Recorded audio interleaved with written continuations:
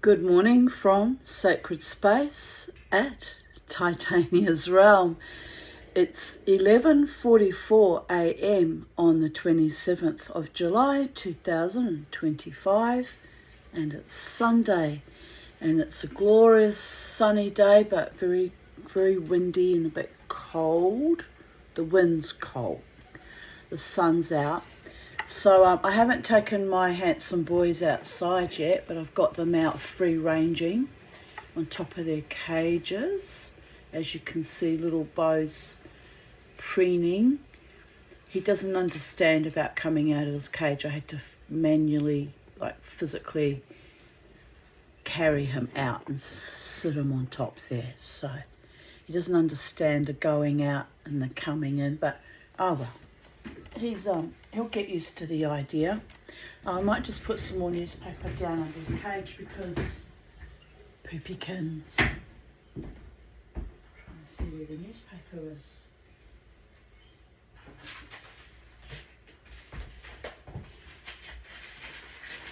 Have you got busy, little bottom, haven't you, little Bo? He says, yes, Mummy. That's what birdies do. You're not the only ones that have busy bums. Right, here we go. There we go. Everyone gets to poo free. Do whatever you want, and I don't have to clean up the floor now. Right, I've already cleaned up the floor a little bit once. It's not so bad. It's only little bits and spots, but just being pedantic. I'm enjoying having a clean house. It's so nice to have a clean house. Right, so what can I tell you about my weekend? Yep, babies. Well, as you know from my video yesterday, I had a wild dance on Friday, and I think my dance to Zombie on Friday was one of the best performance arts to that song I've ever done, because the energy I put into it, and it was just amazing. And then yesterday evening I went to Fitzy's Waterford. To you, Fitzy's Waterford. They always make me feel welcome there too. It's very lovely, actually, having all these wonderful venues to go where I'm actually, feel reasonably comfortable and welcome. So it's very nice. They're getting used to the mama tea. It was cute because they often take live videos that they post on Facebook, which is lovely, of the band performing, and the dancers and the people there at the venue.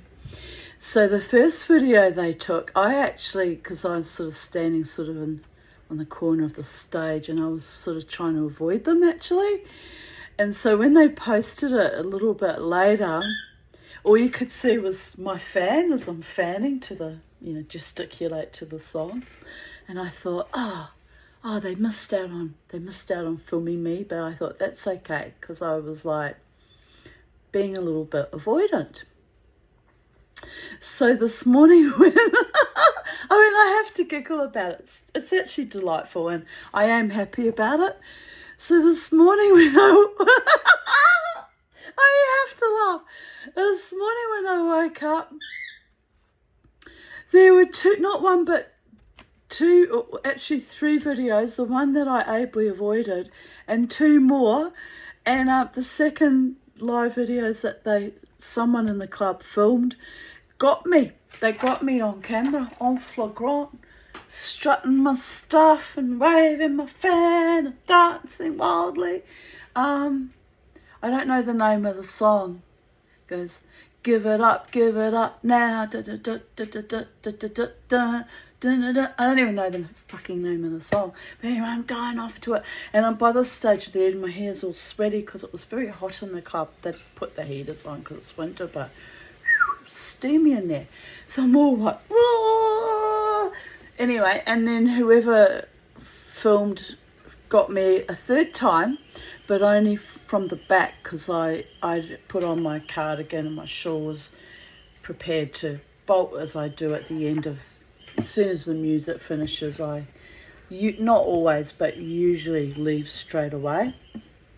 So I'd had a wee chat to, you know, everyone in the band during the course of the evening. So I was ready to do my traditional mama tea bolt, exiting like Elvis out of the building, only faster and like grease lightning. And I always indicate my intention that I'm about to leave by putting on my cardigan and or my shawl, in which case both, because I had both on because it was cold outside.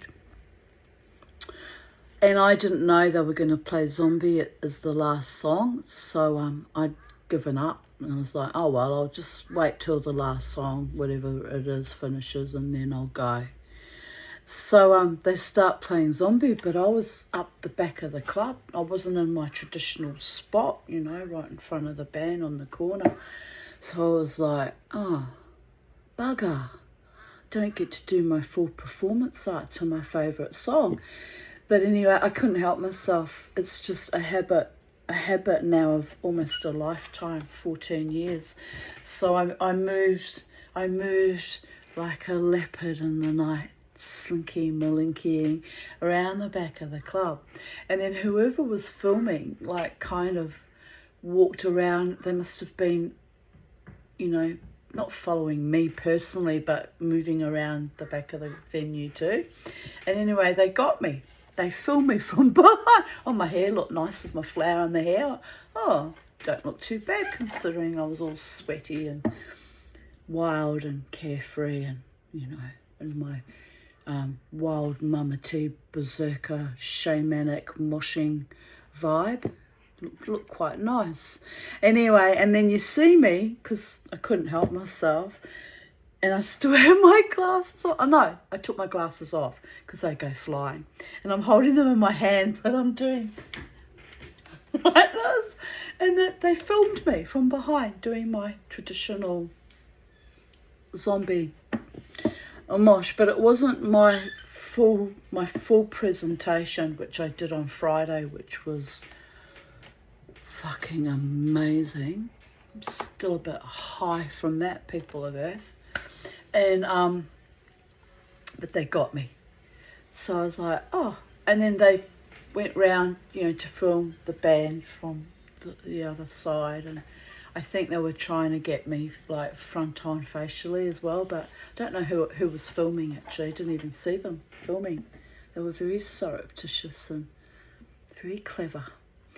So but I wasn't able to share that particular video because I don't know what happened. It got lost in technology translation. But anyway, so to you Fitzies for determinedly filming that Mama T was in the house strutting her stuff as she does.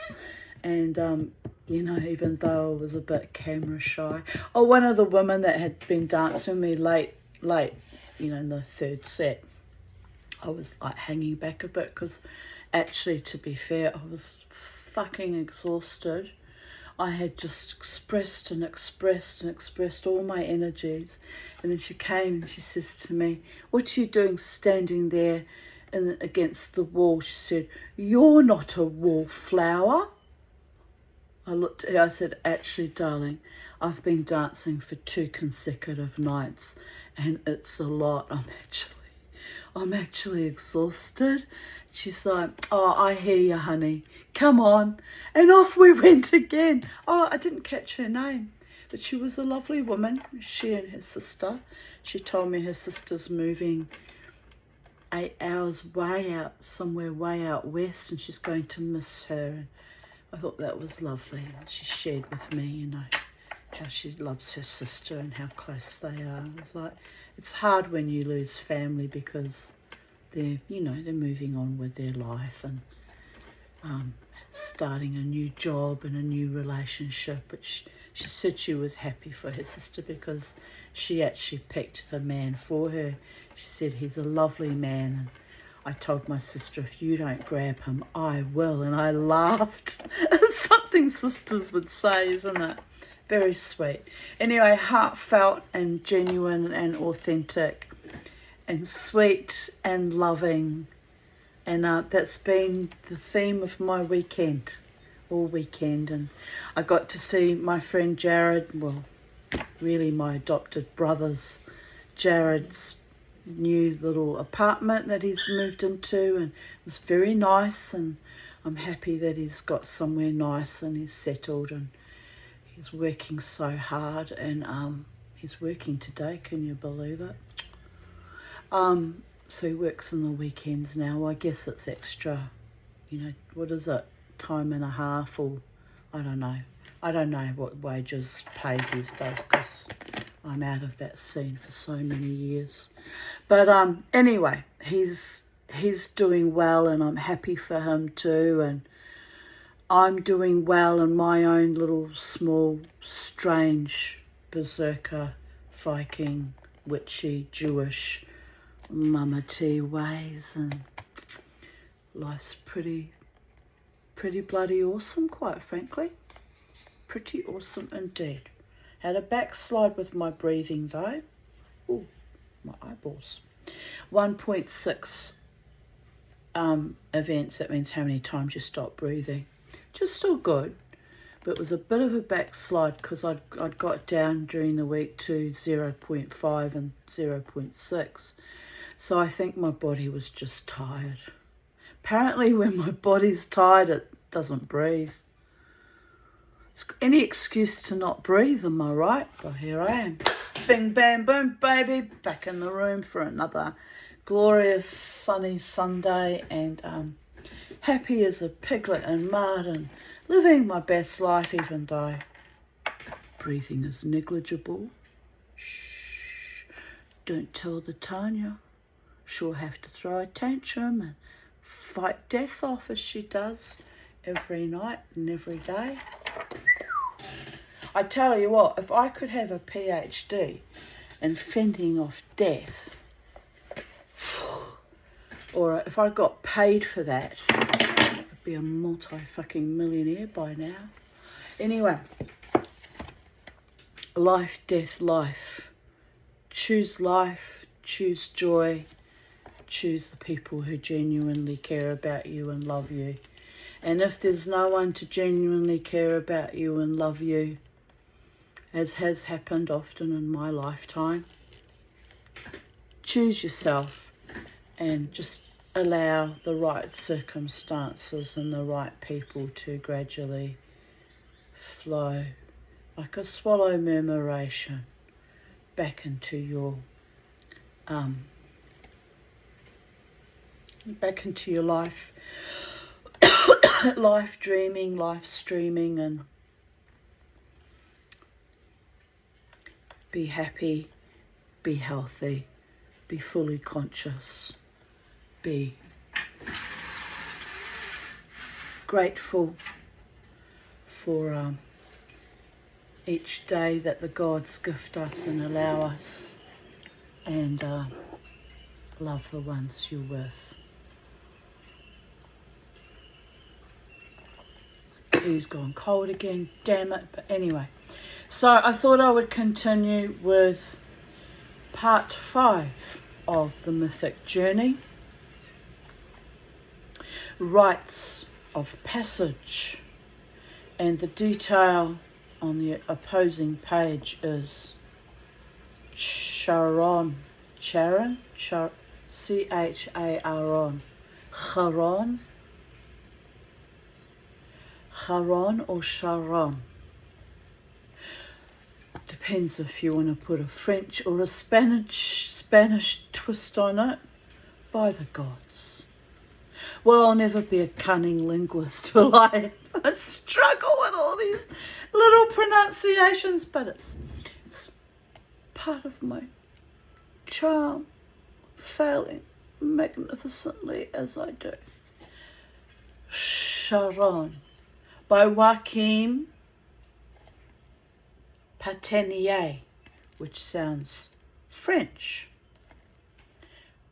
1487 to 1524.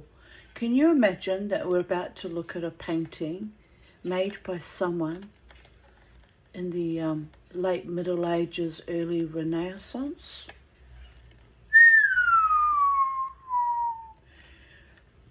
All right. It's Greek because it's just said it's the ferryman. I should have known that, shouldn't I? Dancing with death as I've done most of my life. Charon. The image of Charon, the old ferryman, who rowed the souls of the dead across the Styx and into the underworld. Very important job he's got. One of the most important jobs there is in the cosmos. Bringing people home. Portrays our intuitive sense of death as an initiatory rite of passage into another realm.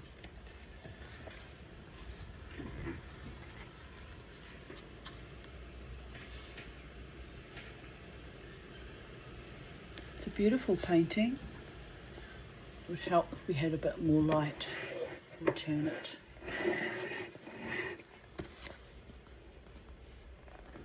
No, it's not working. We'll turn it. Aha! We got it. I just wanted to see, I wanted to capture that really interesting field of blue up the river Styx. So it's quite stunning, people of Earth. I'm very partial to certain colours of blues and greens. The more iridescent, sparkling, rippling with life force, that emanation. I'm all about emanation lately. What the fuck is the Mama T going to emanate next? We're in a transition period. Mama T's about to emanate something. Some new quest or project or new beginning. Whatever it is, I'm happy about it. I have a good feeling about it. Something that's positive and meant for me, and from that field of joy and bliss and delight, I'll be emanating and inspiring others around me, and together we grow and evolve and live our very best lives. That's the plan. That's the plan, Stan. Gotta make a new plan, Stan. Gotta get yourself free. Don't need to discuss much. Just get yourself free. But not so free that, you're isolated and alienated and completely alone. Because that's not nice. We need to be with our people who love us. And we need to be surrounded by kind, sweet, supportive people. And I'm grateful for those in my life who are kind and sweet and supportive. Right. Just check on my birdie boys who are like really very quiet. Why are you so naturally quiet, you boys?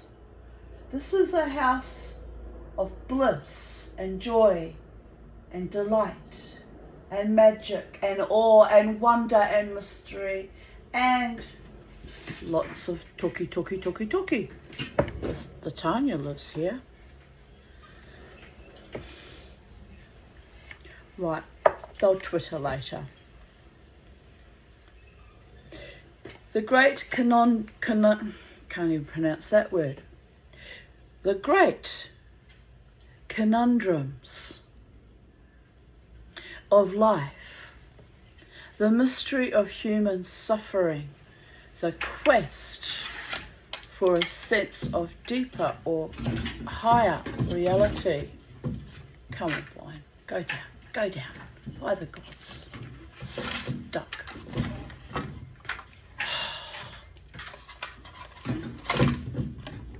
Got there in the end. Hasn't changed anything. I've still got too much light on my page. Let's move. We'll move over here. Yes, that's better.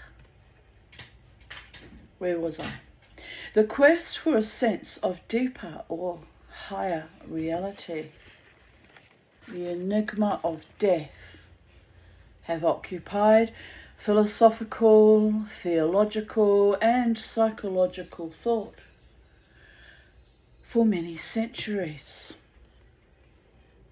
Myth offers us rich insights into these rites of passage and can give us subtle but profound guidance in those spheres. Just going to move it slightly.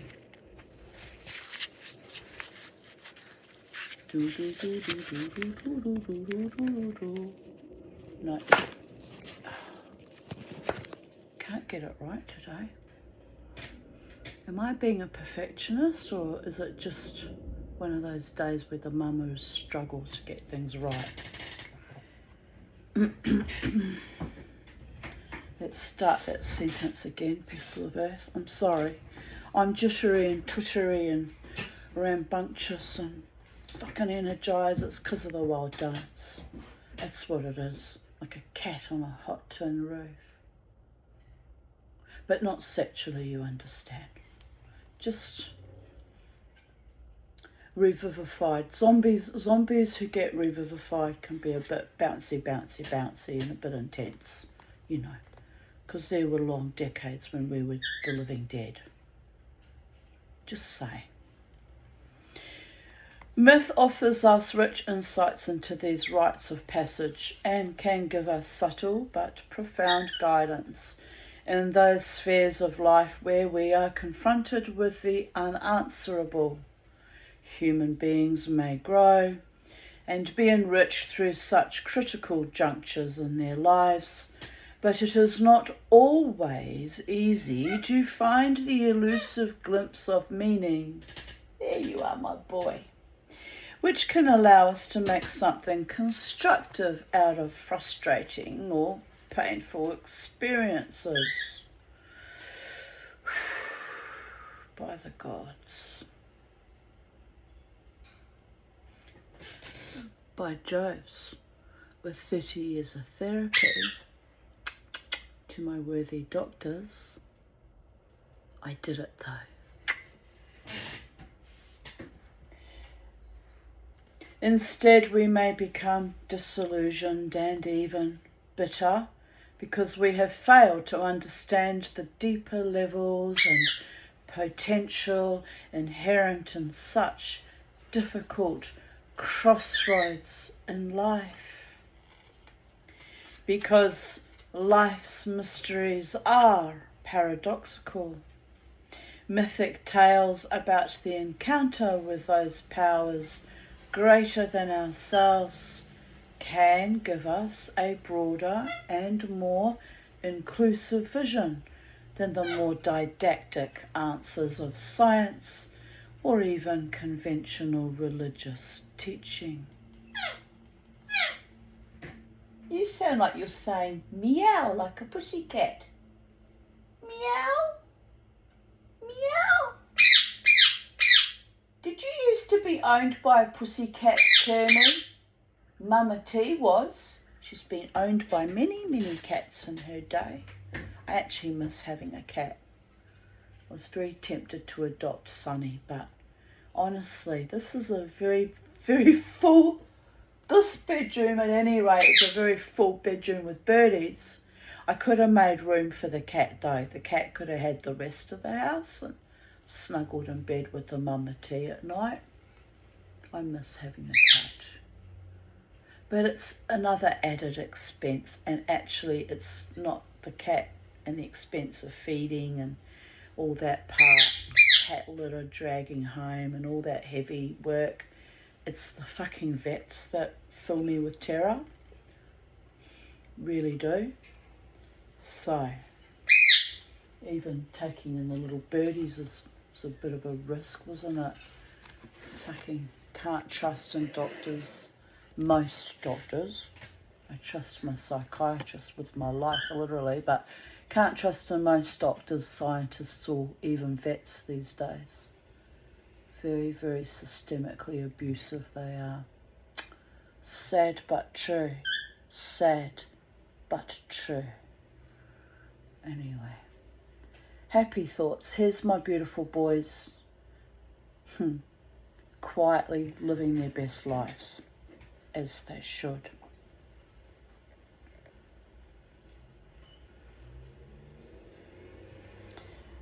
Let me just repeat that last paragraph.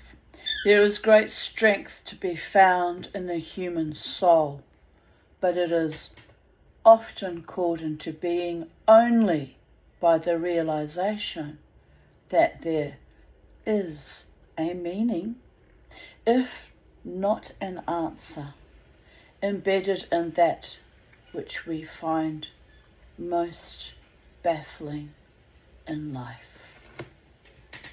Right, and I've showed you the painting of Charon, but I'll show you again because I actually really love it.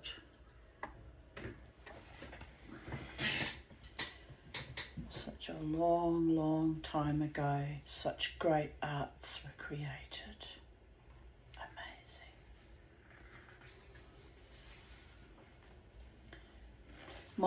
My beautiful, talented friend Belinda, who runs the West End Drumming Circle. If you're interested in participating in community drumming, it's just a laid back, fun, no pressure, no tuition or anything like that. Just like a social outlet where you just come along, and she supplies drums and percussion equipment, and you just can bring your own drum, and you just sit in circle and drum and enjoy the beautiful nature provided by West End River up near the ferry terminal, that part of West End. And it's a lovely, beautiful experience, and she's a very kind woman and very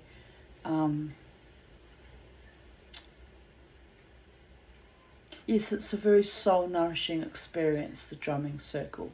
I've participated in it since 2019, just after I had my gallbladder surgery. I had a near death at that surgery. Very close to death I was. Death and I were writhing together in a tango of passion and wildness.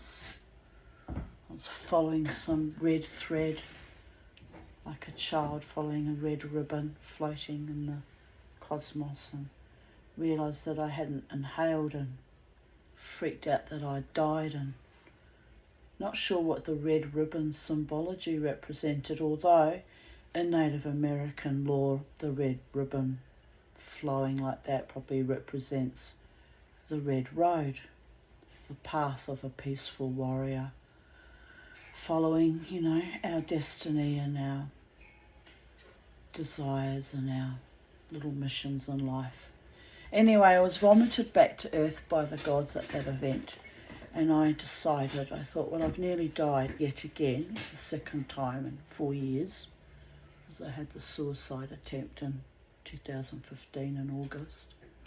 I'm going to have to reclaim my life, and it's going to have to start now. And it came up on Facebook about this new drumming circle. And I thought, well, you know what? It's a positive thing, gets me out in the world, gets me to meet people, and you're out in fresh air. And drumming is very therapeutic indeed. Puts you into a, kind of a trance state, and it's very healing and very,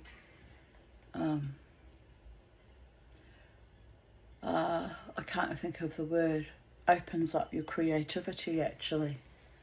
So I went along, and it was a very weird experience the first few sessions, because a former lover, casual partner that I knew from the casino kept fucking stalking me, found me at drumming, kept stalking me. Pain in my ass he was. Anyway, but I persisted in attending the drumming all these years.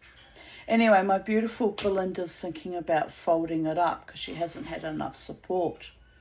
And Meetup is wanting to charge huge amounts of money, $600 a year, for what? For a little, free community group that's just a social drumming thing that's free, and all it needs, people of Earth, I'm plugging it here on my YouTube channel, all it needs is a bit of participation, people turning up. It only happens once a month, it's not a big commitment, and all it needs is enough people to rock up and participate to build something lovely. Build it and they will come, and are we right? So anyway, my beautiful Belinda is also a very talented artist in that she spins all her own wool and then does the most intricate, very fine, delicate knitting. I would love, if I have enough money one day, I will commission her to make me a beautiful shawl and her beautiful, very fine, intricate patterns. She designs herself out of her own mind. She's a brilliant woman, really is. And so one day, it's on a one day, I haven't even discussed it with her because it's a lot of work and it would be an expensive item because of the amount of labour that goes into it, But one day I'll buy myself a shawl that she's created with her amazing skills. Anyway, I got interested because I was inspired by seeing her creativity, although I could never aspire to be as brilliant and talented at it as she is, because designs her own patterns and makes the wool into such a fine, delicate thread. It looks like lace.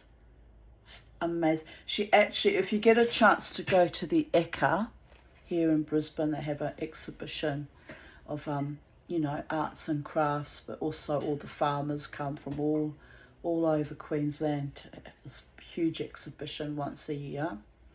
But she always puts in some of her finest work as there's a competition, you win awards for the best first prize or second or third prize for that judges perceive are your best work. And she has indeed won awards. So get yourself down there. Belinda Daniel is her name. And just have a look at what she does. She's now making the most wonderful quilts as well. Very talented woman. So she, I bought kind of on a whim last year, a spinning wheel because I'd been preparing fleece for 3 years prior, even when my dog was still alive. That's my friend Danny Sloan, Lynn's daughter, had gifted me. And so I had all this fleece lying around the house. So the next logical step is to get a spinning wheel and spin it. And I had never spun wool before, so I had no idea. Anyway, I bought a spinning wheel last year. Cost me $150, but it's not fully operational. Like, I could spin the fleece. Belinda even gave me some lovely, beautiful Scottish fleece, came from Dumfries, to practice with because it was a very long fleece, good for a beginner to practice with. So that was very kind too. And she got me started on the spinning wheel, but I quickly discovered that the spinning wheel I bought is a little bit defective. Like, you can't ply and you can't remove the flywheel to take off, to swap over, and anyway, what have you. So mine's actually kind of really a glorified ornament, to tell you the truth. Just to, you probably would be good as a prop for a play or something like that. It's not fully functioning. I mean, I manage somewhat, but it's not great. So anyway, so my friend Belinda messaged me a while back and said, I've got a fully functioning spinning wheel for you someone gifted to me. She said, you can have it. Isn't that generous and kind? So she offered that to me. So I'm going to continue with learning and practicing, learning how to spin fleece into wool, and then with that wool I can knit garments, or I can use it in my tapestry weaving, which I haven't done tapestry weaving for many years. I think the last weaving I made was about, oh my goodness, 20 years ago. I think I made a weaving for my friend Jared. I think that was the last one. So I feel inspired to make another weaving, which is a bit odd, but I've got a little loom here that I put the warp on. Was it the weft? Warp or weft? I can't remember. Anyway, it's ready to go. I just haven't done anything with it because I got sidetracked by my silversmithing journey, which has been a wonderful journey. But yes, anyway, so the point of what I'm telling you about this is I'm excited about getting my new spinning wheel that is fully functioning, and that I'll be able to improve on my newfound very, very beginner skills at spinning, and sit here like Penelope waiting for Odysseus. Not that I have a husband out in the wars or anything, but sit here and just quietly spin and enjoy the genteel arts of a gentlewoman when I'm not doing my mad crazy mosh and being wild on the weekend. So there is that. Right. So yes, West End drumming once a month round about the full moon. Come and see us, babies. Chapter 1. Separation, loss, and suffering. Separation and loss are archetypal human experiences, and it is unlikely that any human being passes through life without some suffering of this kind. Established religious doctrines have always sought to provide answers to the mystery of why we suffer, especially when the suffering seems unfair or unmerited. And such answers, although often unsatisfactory to the inquiring mind, have provided some comfort over the ages to those who seek alleviation of their pain. Myth, however, unlike religious dogma, has never offered answers about why we suffer, or how we may avoid it, or what we will be given by God in recompense.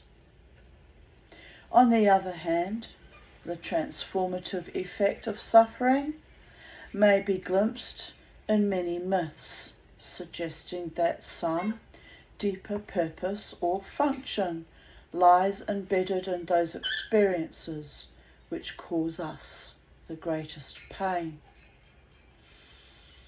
There is a curiously healing quality about myths which tell stories of separation and loss, for in them we may discover a mirror of our own circumstances and realize that we are not alone. It may be, if we consider deeply enough the perspective offered by myth, that the only true healing for human suffering arises from human sharing and human compassion, rather than specious, easy answers which profess to explain away one of life's greatest enigmas.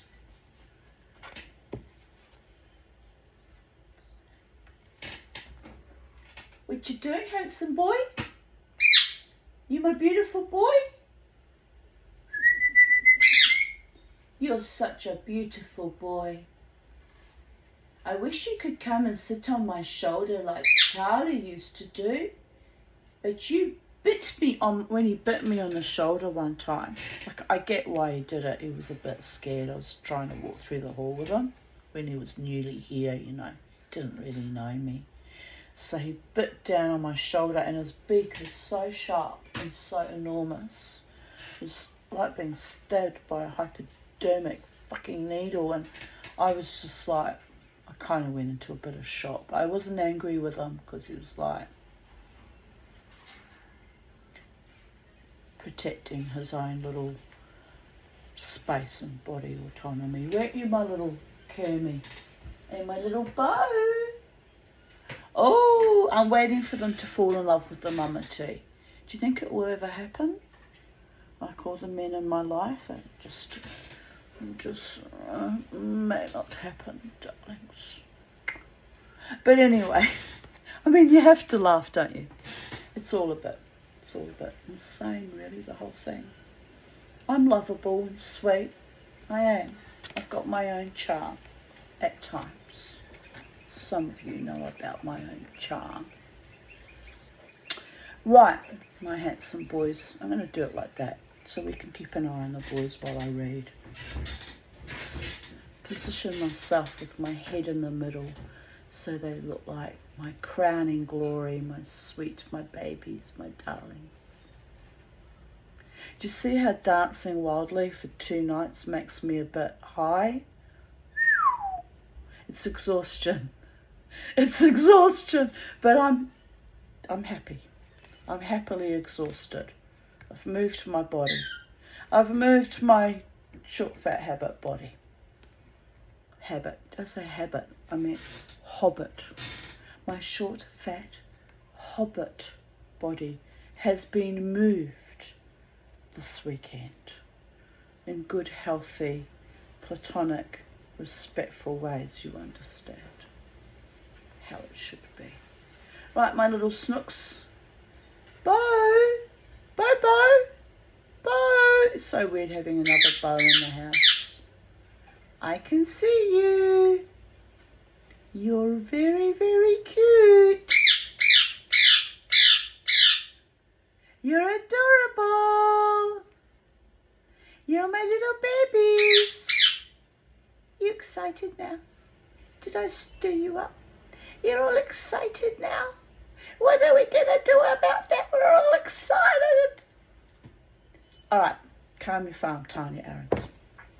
Job's trials, the enigma of suffering. The biblical story of Job presents us with a stark picture of how unfair life can be by the gods. Seriously. And how our childlike dreams that goodness is always rewarded and wickedness always punished can lead us into disillusionment and bitterness. Indeed. Job, however, never loses his faith in God. Do you like how I do the point about the God? Don't lose faith in God or the goddess or however your God of your understanding represents to you.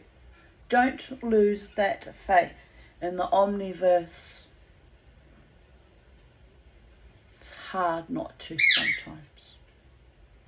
He never loses faith in God no matter what suffering he must endure. And although the mystery remains of why he must undergo the trials he does, it's one of the greatest mystery of human existence, the big why. His faith in the wisdom of the divine, or put another way, his trust in life never fails him.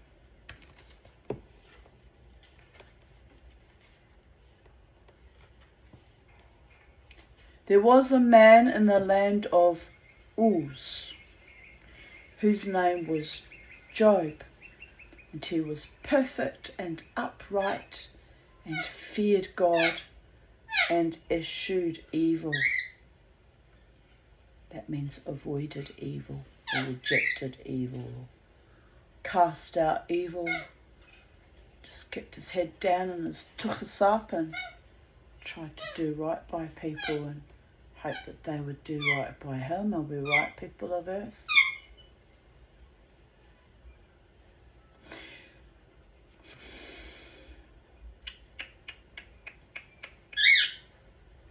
Anyway, we won't try not to think about that. I've had a lovely weekend. I'm blessed, I'm healthy, I'm happy, I'm abundant, and what is more, I am loved.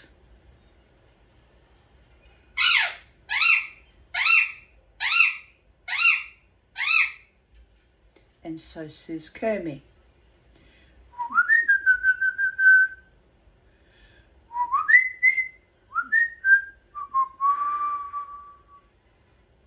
Slightly out of tune there.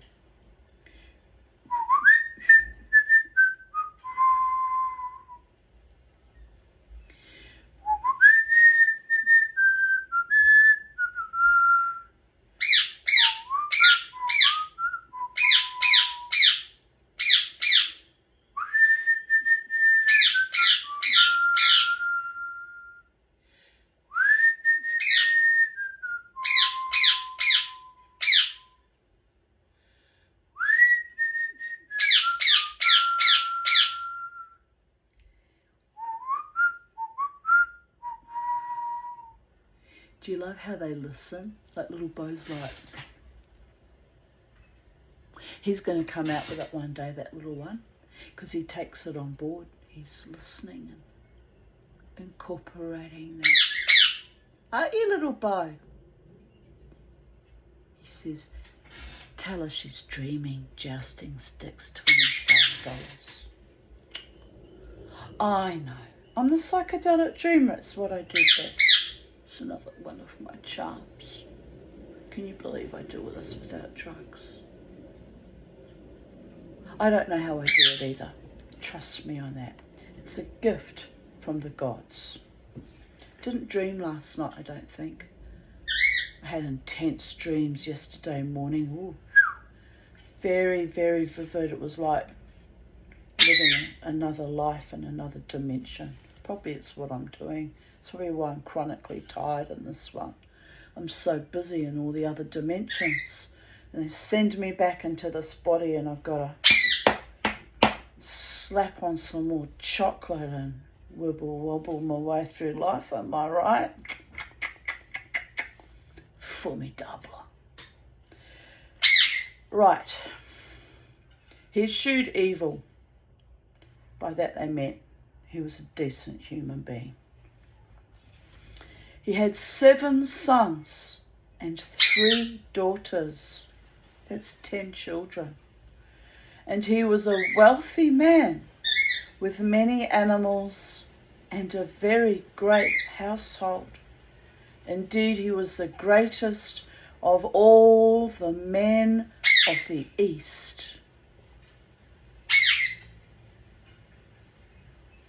I feel depressed just thinking about it.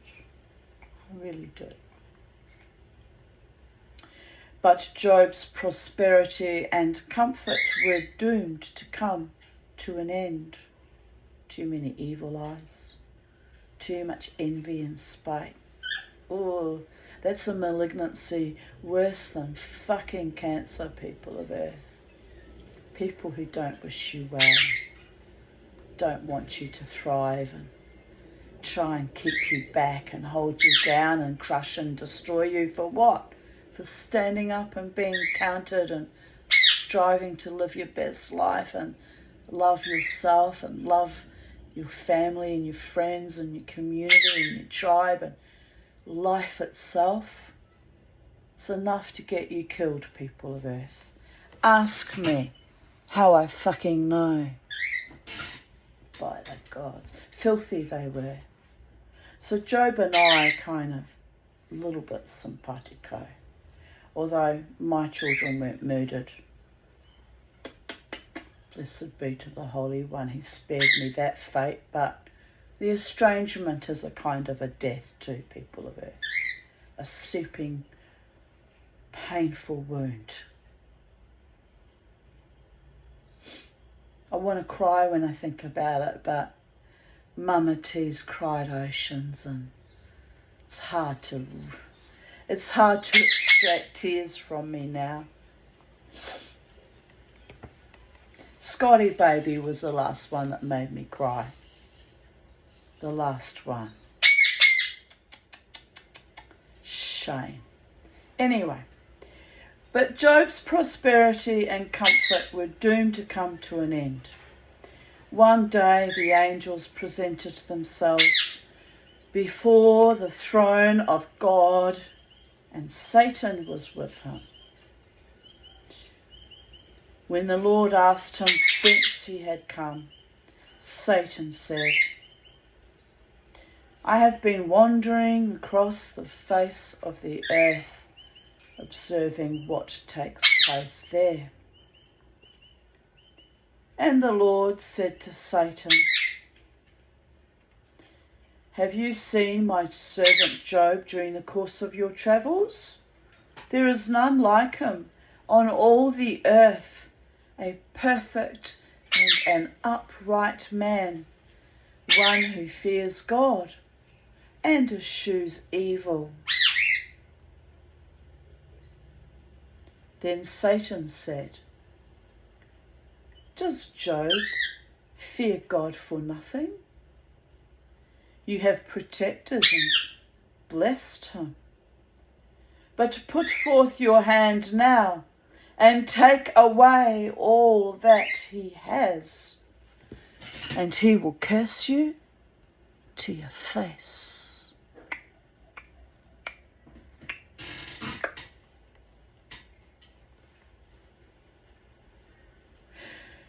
Who are these anthropomorphic gods we're trained to worship, people of earth? Who are they really? Are they just the dark archetypes of our own human nature? Or is there still a supreme being in charge of the omniverses, plural? Who's in charge? What's on first? Who's on second? Where's on third? Am I right?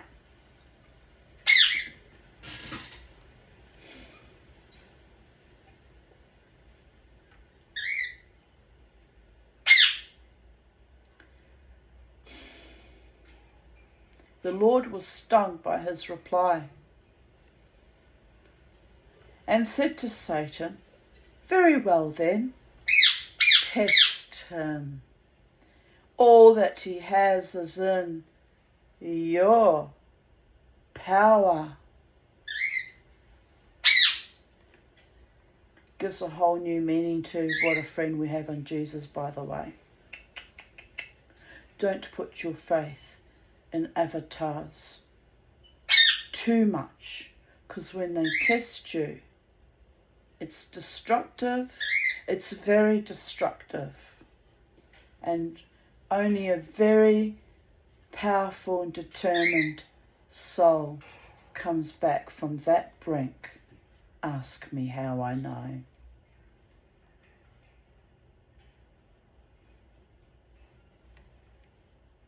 And it wasn't for the lack of my faith in God that brought me to that brink. It was the lack of faith in my own self and other human mortals. The despair and the dissolution and the desolation and the dysfunction and the destruction and the desecration and the desiccation that whittled down my spirit.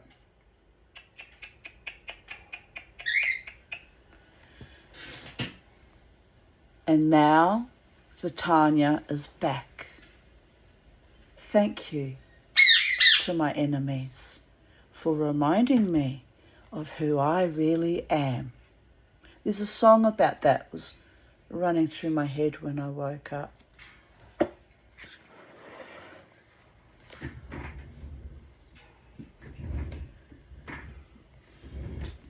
trying to think of the actual words that were filtering down to me from the Omniverse.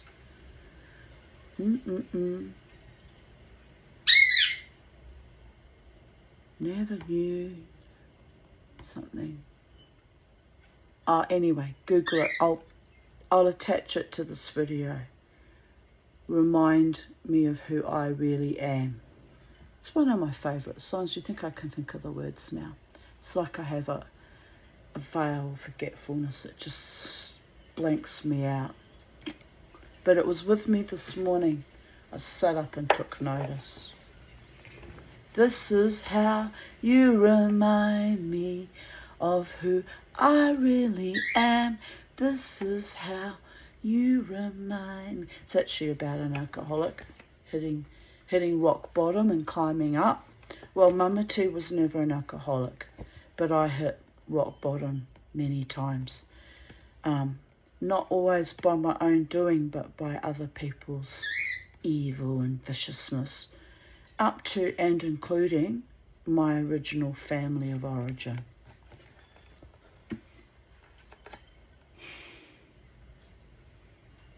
Well, they're dead and can't hurt me anymore, people of Earth.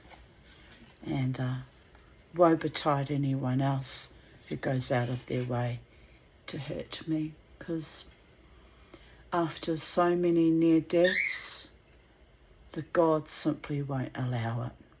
I've been given an extra coat of protection and of deep, deep, deep spiritual agape love, and it's powerful and it's humbling and at times terrifying.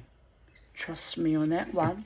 I've got to live on this planet with other humans that didn't always have my back in a post-COVIDian epoch, in a world gone completely stark raving insane, quite frankly. I'm so grateful I got my mind back 2016, just in the nick of time before the world went down into the worst insanity I have ever seen in my whole life. Although there have been other insanities, 1933 to 1945, and the insanity of Pol Pot in Cambodia, the insanity of Darfur, Sudan, and there's been other atrocities and insanities in the last, 20th century and now the 21st century. But this one was, I think, the most bizarre. The most bizarre. And it's not over yet. We're still navigating our way through it.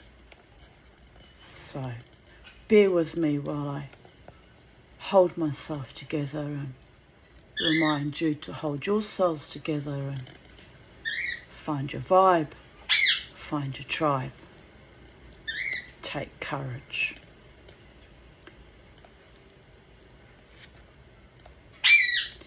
Right, I'll repeat that last paragraph because I got fucking triggered and went on my little spiraling dance through eternity. Back in the room, the Lord was stung by this reply and said to Satan, "Very well, then test him. All that he has is in your power, but only upon his body.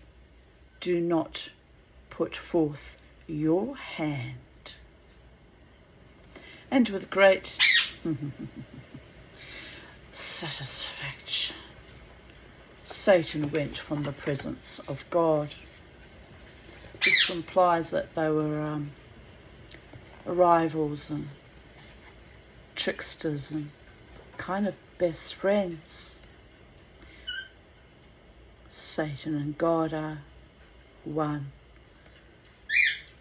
like two sides of a coin, the reverse and the obverse, the opposer and the proposer, the generator and the destroyer.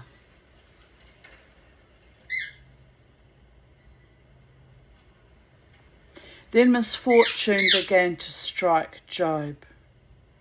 Oh, my beautiful Job, my darling, sweet man that you were. Job, Leon Joseph Florentine Bonat, 1833 to 1922. This is how you remind me of who I really am.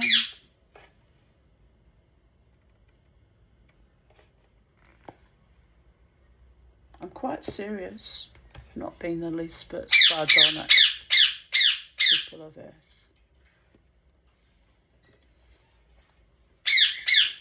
All right, my gorgeous boys. Mama rejoices with gratitude and honour and integrity and the gifts bestowed upon me from the Omniverse and the healing and the wealth creation and the restoration of my soul.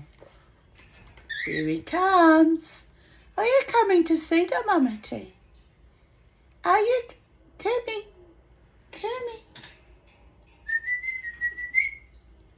No, he's not. Then misfortune began to strike Job.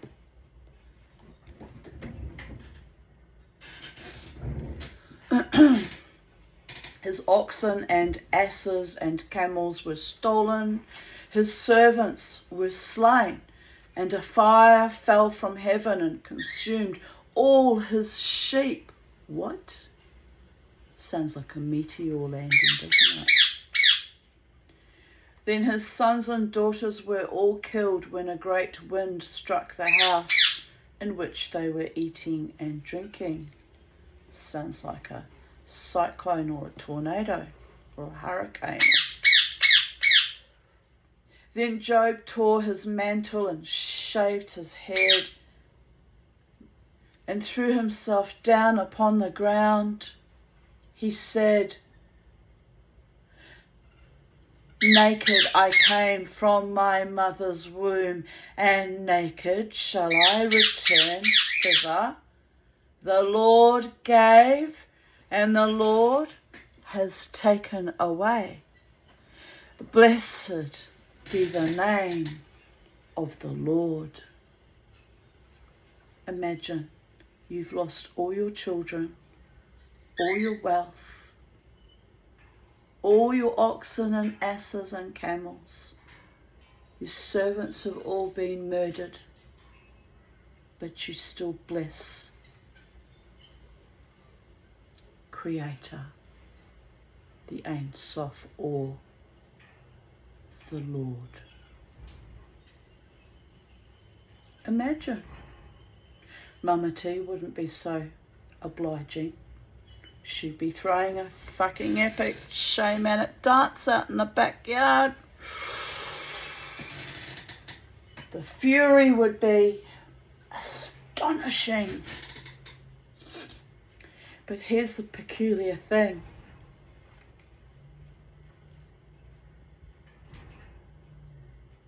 No, I won't say it because it sounds vain and aggrandizing, and I can't bring myself to say it. But let me just put it succinctly. I am loved by Supreme Being out there somewhere, in spite of my fury and my struggles. But Job was a far, far holier, nobler person than I. And Satan was proven wrong, for during all these disasters, Job never cursed God.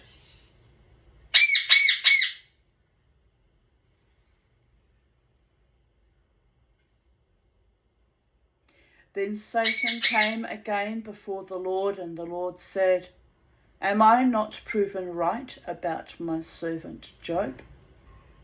There is none like him on all the earth. He holds fast to his integrity, although you have moved against him and destroyed all he has without cause. And Satan answered, Yes, indeed, all that a man has will he give for his life. But put forth your hand now and touch his bones and his flesh, and he will curse you. Shit. My boy. What just happened? Alright. Oh, my baby. Are you okay? Alright. That is not cool what just happened. Are you okay, my boy? Come here. Come here. I know. That was very scary. That was very scary. Come on. You see, we're reading about Job, and now he tries to scare me with my birdies. Come. I know. You was a good boy. No, you're a good boy. I know. Come here. I love you. My beautiful boy. That was dangerous, and that should never have happened to you. I know. That was a terrible fright. Look at this face. Look at her. Come and show the people who say, I'm okay. I just got a fright. Oh my God. Oh my sweet little baby face. You know what you are? You're a beautiful boy. Up you go. Here we go. Good boy. I don't think I'm going to use that thing anymore because that crashed down with a terrible bang and you could have been hurt. Alright. I want you to move off there so I can shut that properly so there's no more risk to your feathery awesomeness. That's alright. You're alright, my love. You're alright, my love. Oh, what a fucking fright. Okay. Oh no, that's not going to work, is it? Right. From now on, you just perch on here, my handsome boy. Yes. Oh, hello. You came to... Oh. Did you come to see the mama? Alright, I love you. Oh, I'll have to rewind the video later. I don't even know how that happened. I think little bow flew on it and it just knocked it off. Right. I'll have to make sure that doesn't happen again. Poor Kermie. Are you alright, little Kermie?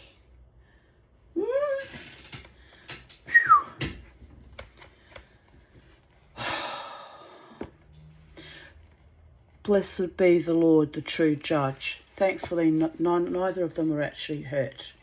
But what a fright. By the gods. Whew. Bit shattered, actually. Let me just catch my breath. Right. But put forth your hand now and touch his bones and his flesh, and he will curse you to your face. The Lord said, Very well, his bones and his flesh are in your hands, but save his life. It's a contradiction in terms, isn't it? It's a contradiction in terms, people of earth.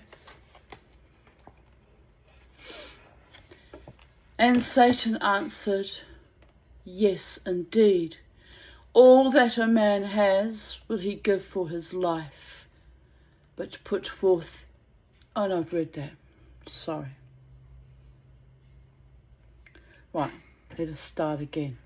And Satan went forth from the presence of the Lord and cursed Job with sore boils from the soles of his feet to the crown of his head. Oh, that's just evil, isn't it? Fucking evil. Hello, my little snookies.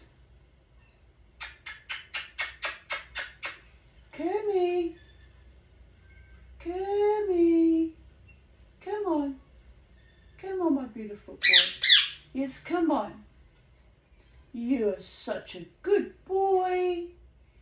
You're such a... Don't beat up little Bo. It wasn't his fault. Wasn't your fault, was it, Bo? Sometimes accidents happen. Yes. Yes, I know. You want to kill the mama too. Get in line. Who doesn't want to kill the mama too? There's been a lot of attempts to kill me in my lifetime. A lot. Including in childhood, the motherfuckers. Anyway, we'll carry on. Boils. Boils, people of earth. Job sat down among the ashes and prayed to the Lord. Then his wife said to him, "Do you still retain your integrity? Curse God and die." But Job replied, "You speak foolishly. Shall we receive good at the hand of God and not suffering as well?" Sword of Damocles swings both ways, people of earth. Eventually it comes into balance in the 0 point field.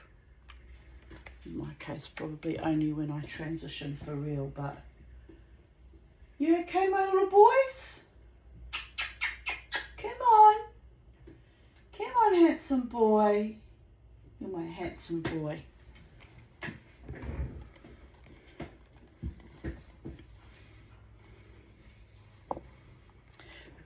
For despite his great pain, Job would not curse God. Loyalty, people of earth. Loyalty. Then Job's friends came to mourn with him and comfort him. But they could only offer him false reassurance. They pretended to have the wisdom to understand the workings of God, but they really knew nothing. They suggested that Job had sinned unwittingly.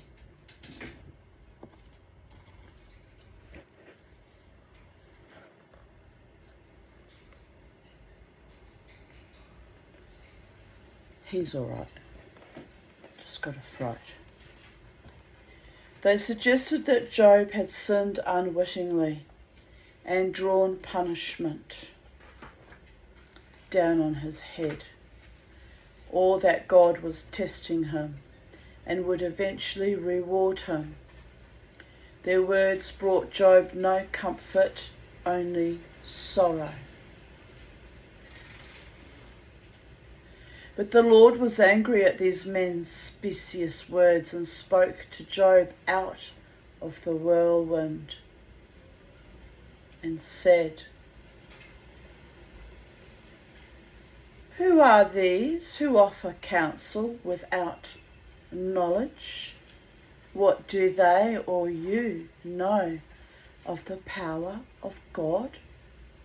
Where were you when I laid the foundations of the earth?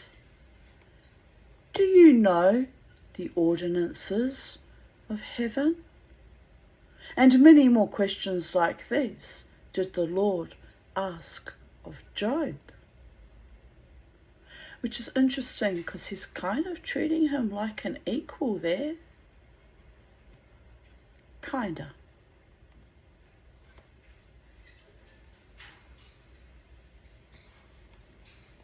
Well, we all contain the tiny sparks of the divine, our souls, people of earth. Even you, my little special, sweet little darling, my little Kumi, my angel, my baby, my sweetheart. Yes, you're tired from the shock. It was a great shock. Come on, come, my beautiful boy. You're a pretty boy. Do you know how pretty you are? You're both pretty boys in your own unique way. Mama T's a bit pretty sometimes too, when I put makeup on and I scrub up. It is what it is, people of earth.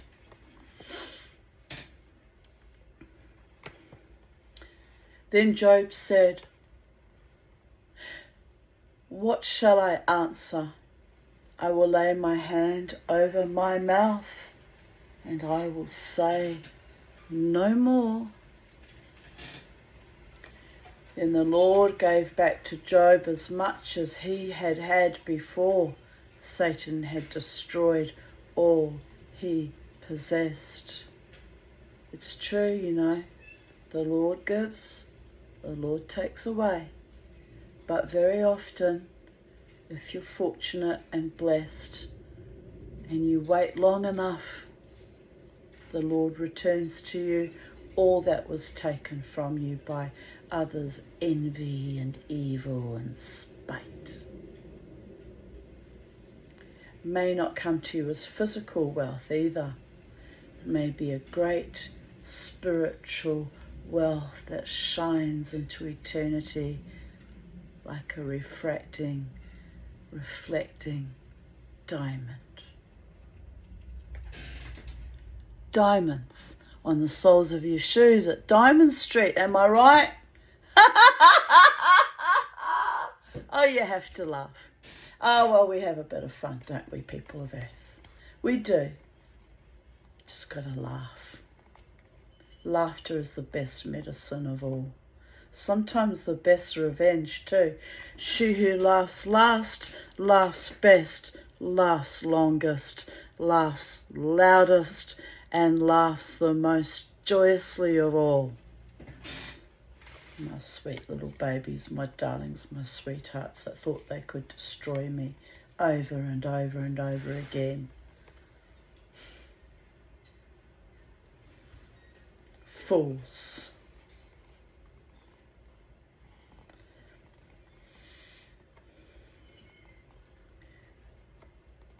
In time he had 7 more sons and 3 more daughters, and he lived for 140 years, and saw his sons and his sons' sons, and even unto 4 generations. So Job died, being old and full of days.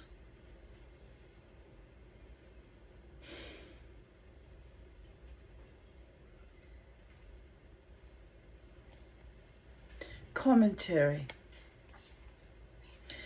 Outside the world of Walt Disney, the evil often go unpunished by the gods they do. Foul it is. And the good are unfairly struck down. Young, talented, fine people die of horrible diseases, yet ruthless dictators responsible for thousands of murders live to ripe old ages and die comfortably in their beds. A certain founder of Microsoft, am I right? The bastard. There were many that consorted with that COVIDian ideology.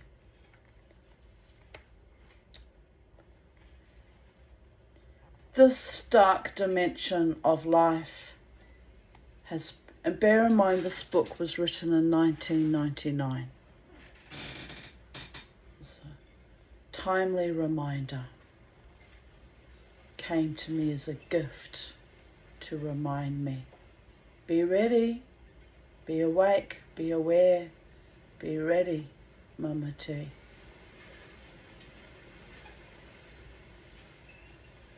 The stark dimension of life has provided the fuel for millennia of religious controversy, and although the precise definition of goodness continues to elude even the most self-righteous of religious teachers, because we're not perfect, we're flawed human beings.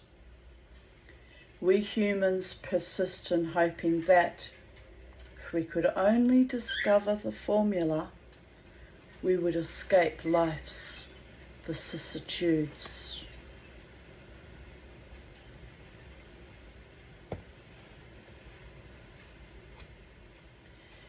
The story of Job teaches us that the roots of human suffering and inequality do not lie in something as simple as having sinned and therefore merited punishment. Job has not sinned, yet he suffers. The strange and disturbing dialogue between God and Satan reveals a cosmos devoid of the kind of morality with which we try to gird ourselves in the hope of heavenly reward. There is neither logic, reason, nor compassion in God's willingness to hand Job's fate over to Satan, save that Satan has stung him with a suggestion that Job will lose his faith if God is not kind to him. Yet, despite the less than attractive dimension of deity presented in the story, Job does not question the nature or majesty of God. God is God, and no solution for the enigma of suffering can be found in trying to discover where one's secret sin lies. This is tantamount to saying that there is no reason for suffering. It simply is, because it is a part of life. Where's my little baby birdie? Hope he's all right. You're not having a heart attack delayed reaction to that fright, are you?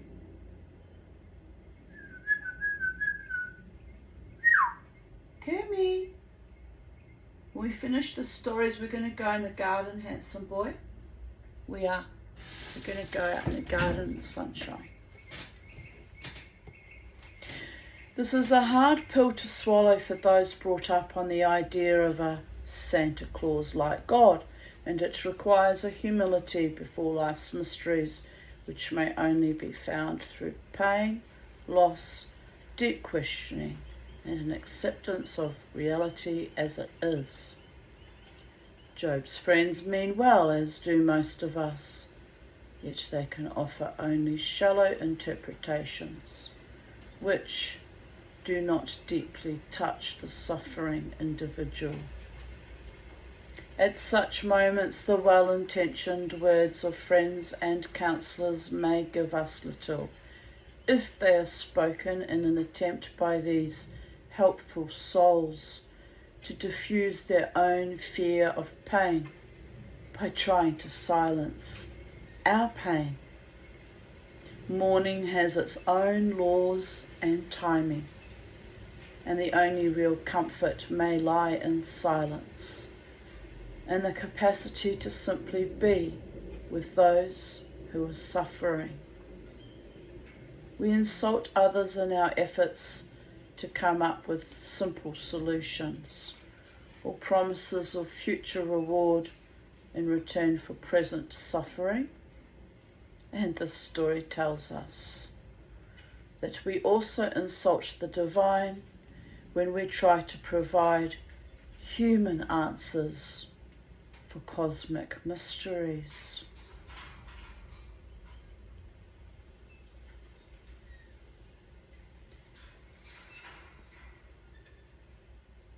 At the end of the story, Job's wealth is restored and he has a new family.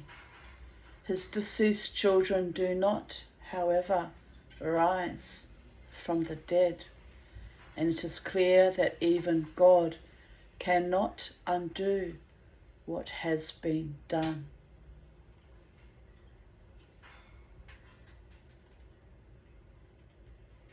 We cannot erase the past or magically make our wounds heal or our misery become unremembered. What Job goes through does indeed make him a man. And what we are really seeing in this ancient story is the process of maturing, which we must all, sooner or later, undergo.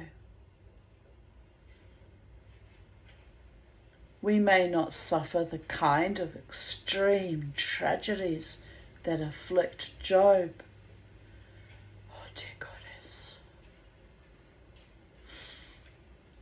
But sooner or later, life's unfairness will touch us and we will feel pain, which is unmerited. Are you chasing each other, you little munchkins? And suffer losses which we have done nothing to deserve. Whether our trust in life is rooted in a belief in God or simply, I've got to keep an eye on what's going on. What's going on up here?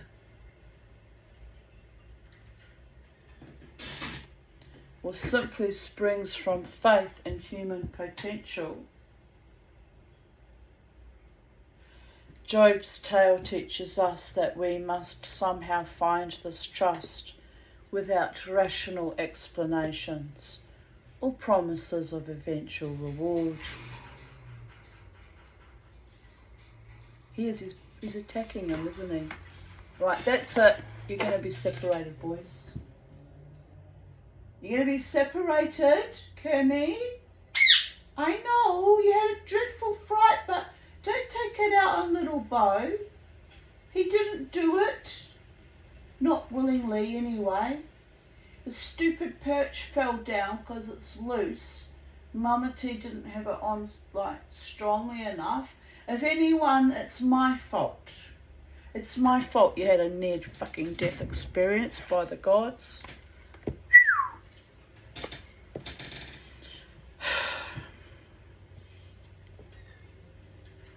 On YouTube for everyone to see, by the way. But it wasn't, it's just one of those. It wasn't malicious. Just the thing was not tightly enough. Hey, no. Come here, little Bo, you're in danger. You're in danger, little Bo.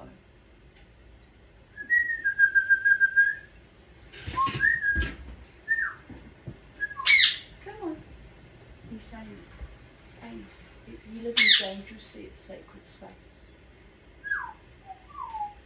Don't bite your feet. Don't bite your feet.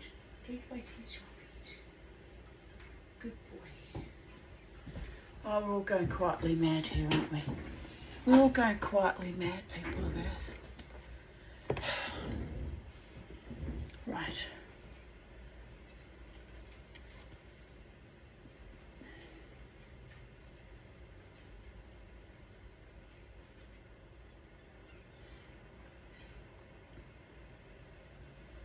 Whether our trust in life is rooted in a belief in God or simply springs from faith in human potential, Job's tale teaches us that we must somehow find this trust without rational explanations or promises of eventual reward.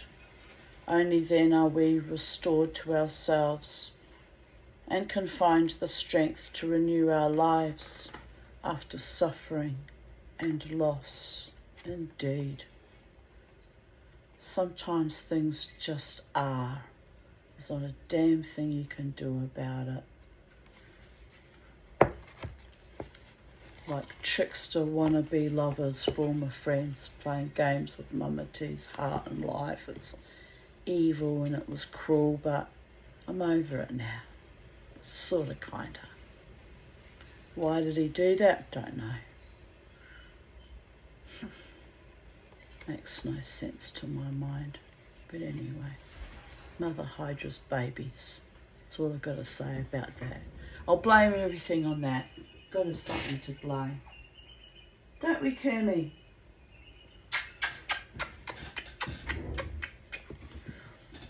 Dealing with grief, Orpheus and Eurydice. The sad Greek tale of Orpheus and his lost wife Eurydice teaches us about the bittersweet pain of grief and loss, and the inevitability of endings despite any attempts we make to hold on to what is passing from our lives. This myth offers no easy solutions about how to deal with loss, but there are gentle hints that may help us understand the mysterious way in which what we are able to let go of may continue to live, yet what we cling to beyond its appointed time may die within us. Orpheus of Thrace was famed for playing the sweetest music in the world. It's a beautiful talent to be able to play music. He was the son of the muse Calliope and the Thracian king Aeagrus, although some whispered that he was really the son of Apollo, the sun god.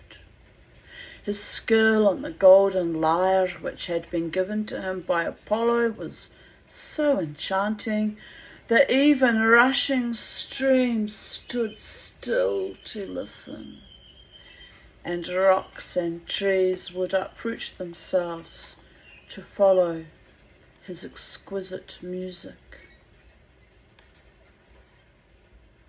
A singer who could breathe life into a stone had no problem in winning the love of the fair Eurydice, and at first their marriage was blissful. But sadly their joy was brief, for Eurydice was bitten by a snake, and no remedy could hold her to the world of the living. Grief-stricken, Orpheus followed her to her grave, playing mournful airs that deeply moved the hearts of all those who watched the funeral procession. Then, as life seemed to hold no light for him without Eurydice, Orpheus sought the very gates of Hades, searching for his lost love where no living human being may go till the day of his or her own death. Orpheus played so poignantly that the stern boatman Charon, who ferried the souls of the dead across the river Styx, forgot to check whether Orpheus had the required coin on his tongue. Before we continue, Orpheus at the Tomb of Eurydice by Gustave Moreau, 1826 to 1898.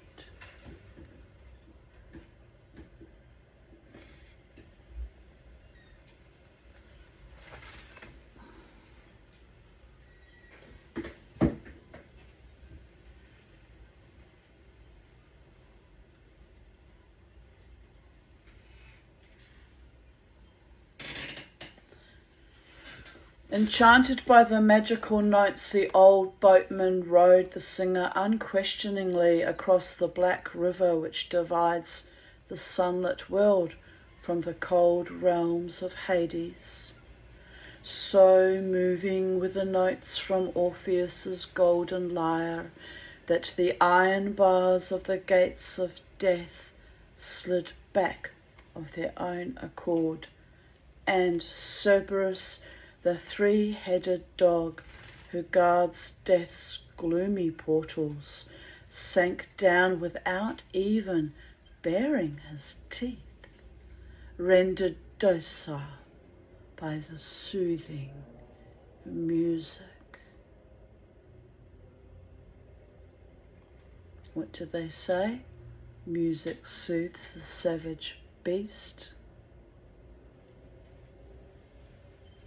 Sometimes it soothes the savage breast as well. And so it was that Orpheus was able to pass unchecked into the world of the shades. For a few blessed moments, the damned in Tartarus were relieved of their endless torment, and even the hard heart of Hades, lord of the underworld, was momentarily softened.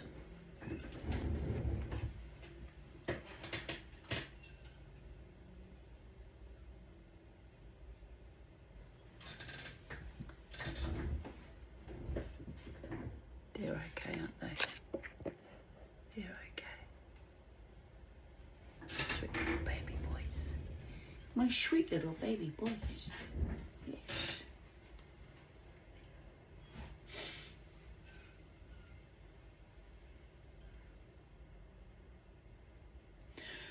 Orpheus knelt humbly at the throne of the king and queen of the dead, praying and pleading with his most mystical of melodies that Eurydice might be allowed to return with him to the land of the living.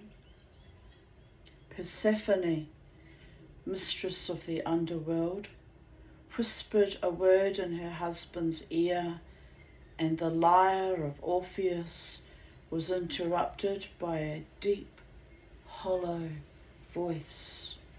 All the realms of the underworld fell silent to hear Hades' decree. So be it, Orpheus.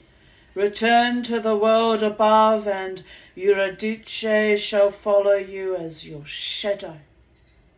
But do not stop, do not speak, and above all, do not look back until you have gained the upper air. For if you do, you shall never see her face again. Go without delay, and believe that on your silent path you will not be alone.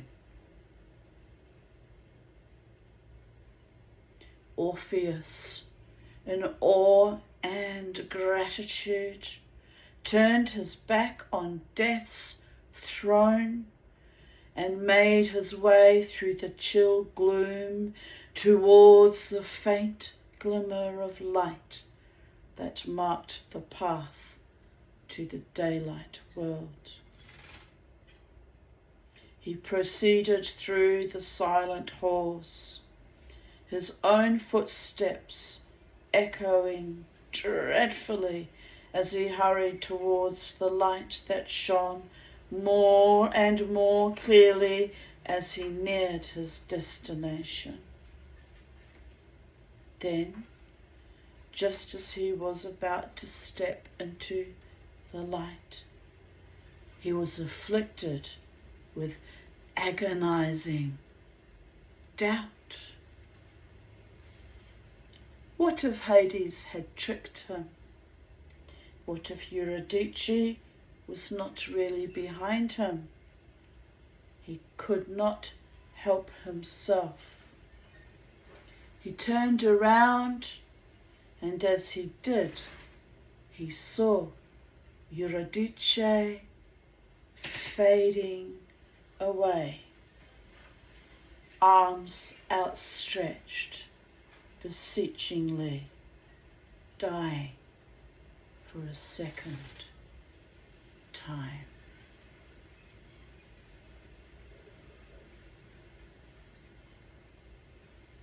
This time, the gates of the underworld were closed to him, and he returned alone and inconsolable to the sunlit world above, in which, for many years, no sun would shine.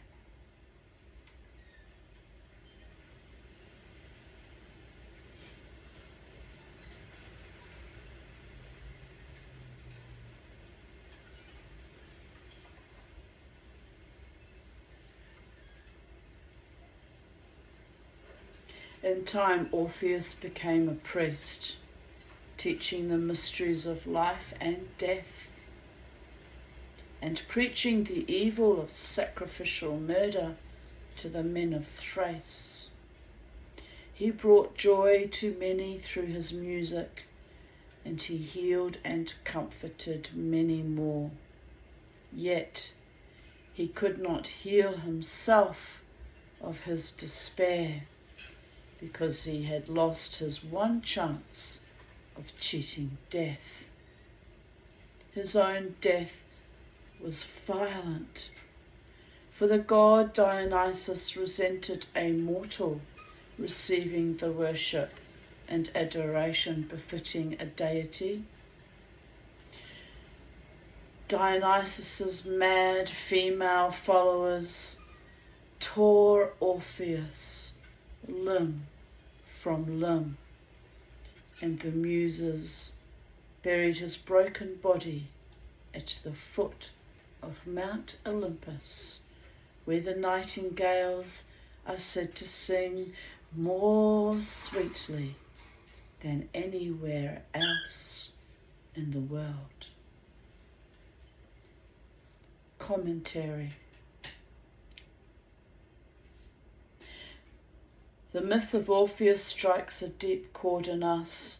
It raises our hope that we can perhaps cheat death and circumvent inevitable loss, and then dashes that hope.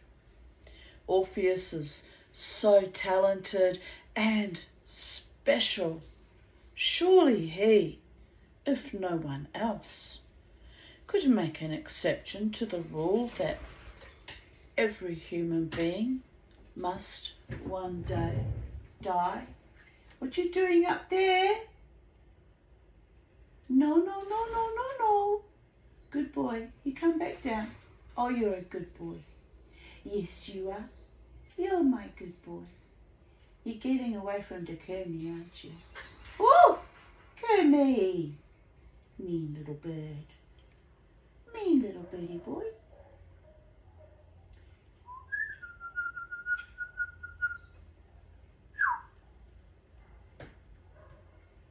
I'm watching you. Yes, Kirby? I'm watching you being a mean little birdie boy.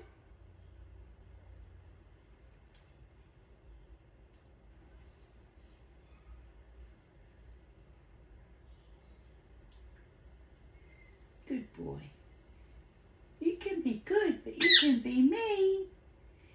Sometimes you're mean. Yes? Right, where were we? We often believe that if we could only make ourselves talented or special enough, perhaps by perfecting some work of art, or by becoming very rich and powerful, or by being very beautiful, or by being sufficiently good and righteous, we could somehow be exempt from grief and loss.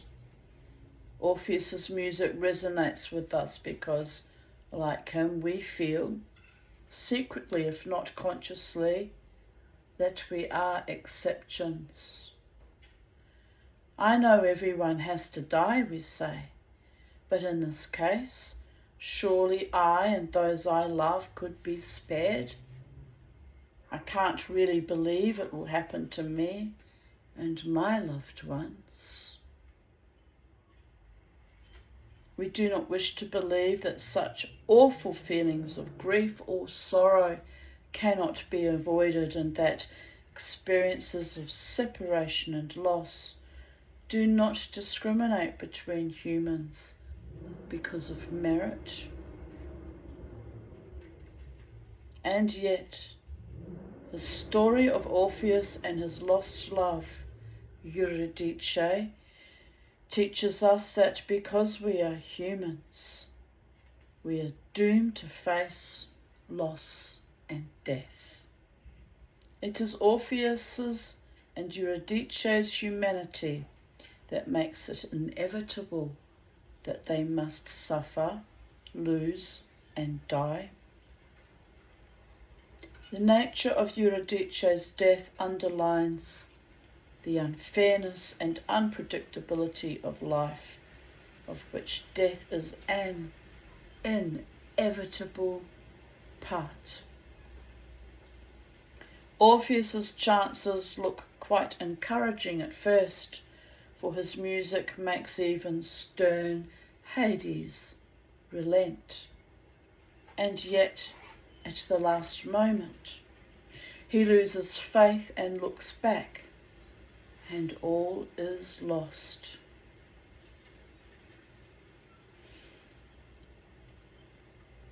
We think, if only he had not looked back.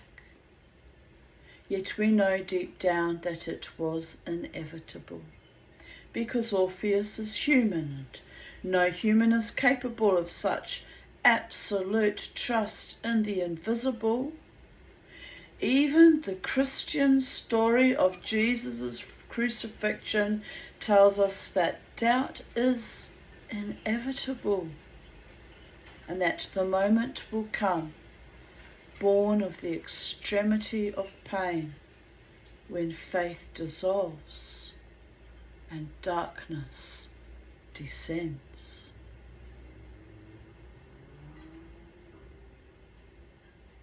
There is a disturbing paradox embedded in this story. We must not look back, for in looking back we suffer our grief and loss all over again.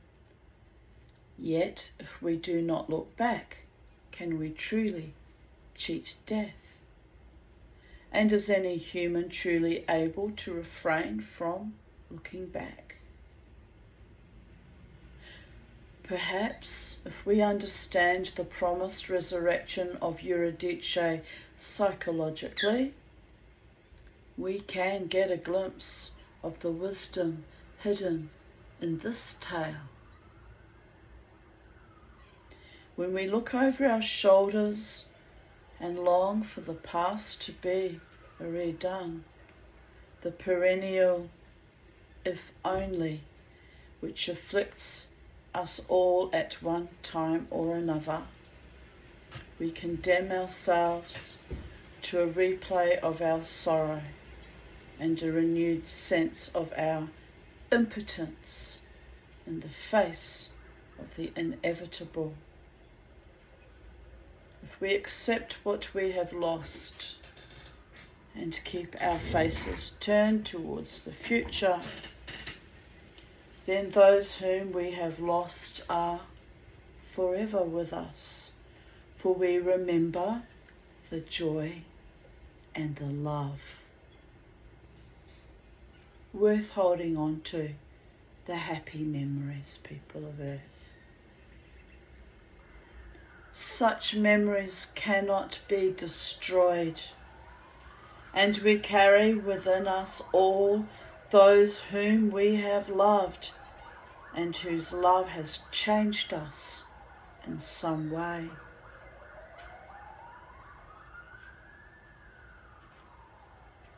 Perhaps that is the deeper meaning of Eurydice's return to the daylight world, not as a fully resurrected living being, but as a living part of Orpheus's heart and soul. In this sense, brooding over our losses condemns us to live with our suffering, with no help and no release, and we have lost more than if we can carry the loss with faith that life will continue to hold a purpose. It may be inevitable that when we suffer loss, we must live in darkness for a time, indeed, and work through those stages of grief which have their own timing and cycle. Grief is a complex process and may involve rage, despair, idealization, denial, guilt, self-blame, blame of others, and a time of depression and numbness before life stirs in us again. It is not a consistent process, for our pain may rise up and flood us at unexpected moments, and we need to be prepared to allow this.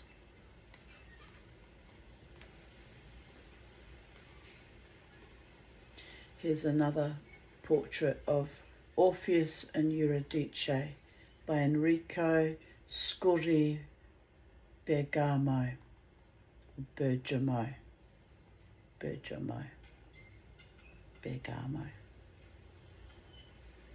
I'm thinking of bergamot, which is a herb.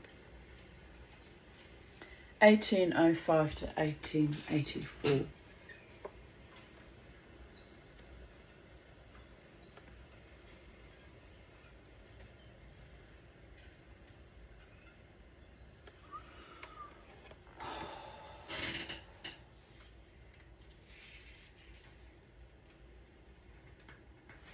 Beset by sudden terrible doubt, Orpheus can no longer bear the suspense of not knowing whether Eurydice followed him on the path from the underworld. So he turned back and thus lost her forever.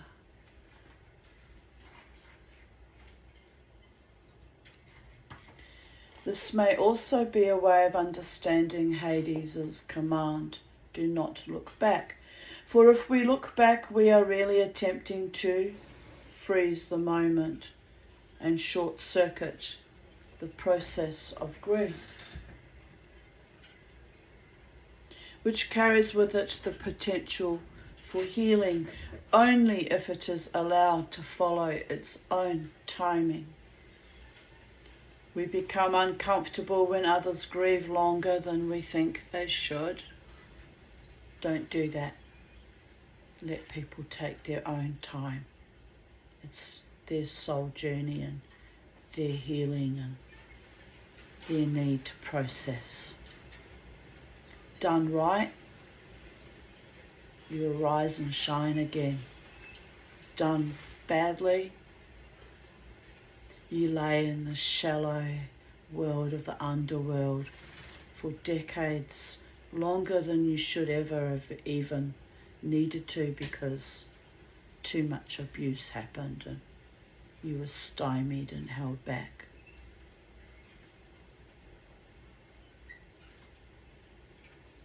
But when we arise and shine in our own divinity, be ready, people of Earth. It's a work of art and a fait accompli and a majesty and a miracle and a metamorphosis. Ask me how I know.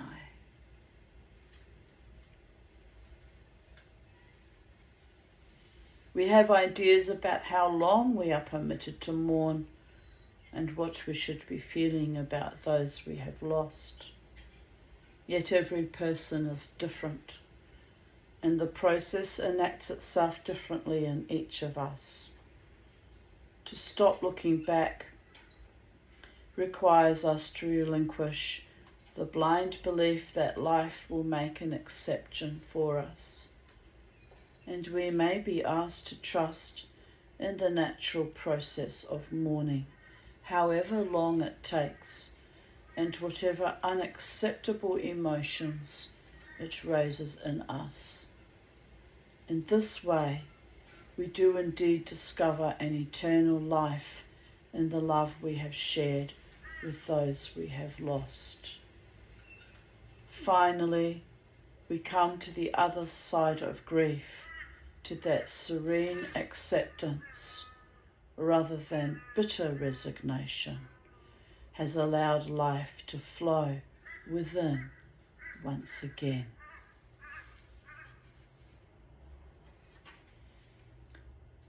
Chiron, the centaur, facing the unfairness of life.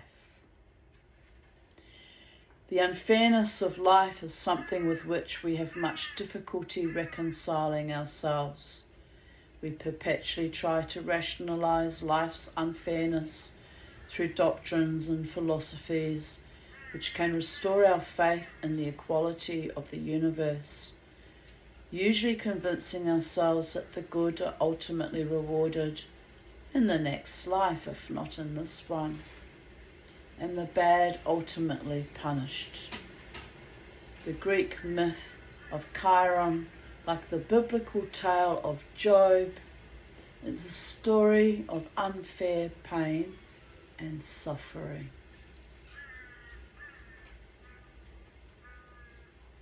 Just got to watch the little one because he chews things. Uh-oh. Uh-oh. Don't do that. Ah. Swine. Don't do that. No. No. No, Kermie. Mama said no.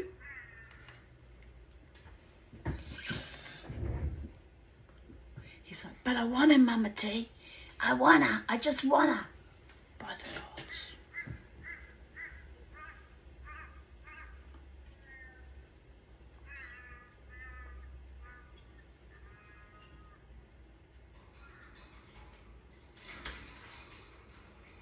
I'm gonna have to separate them, aren't I? Yes. Too much aggression in this kitchen. Right, listen. Mama's trying to read stories to the people of Earth, and you're just being your most wonderful, magical, crazy self. Yes, I know. Come.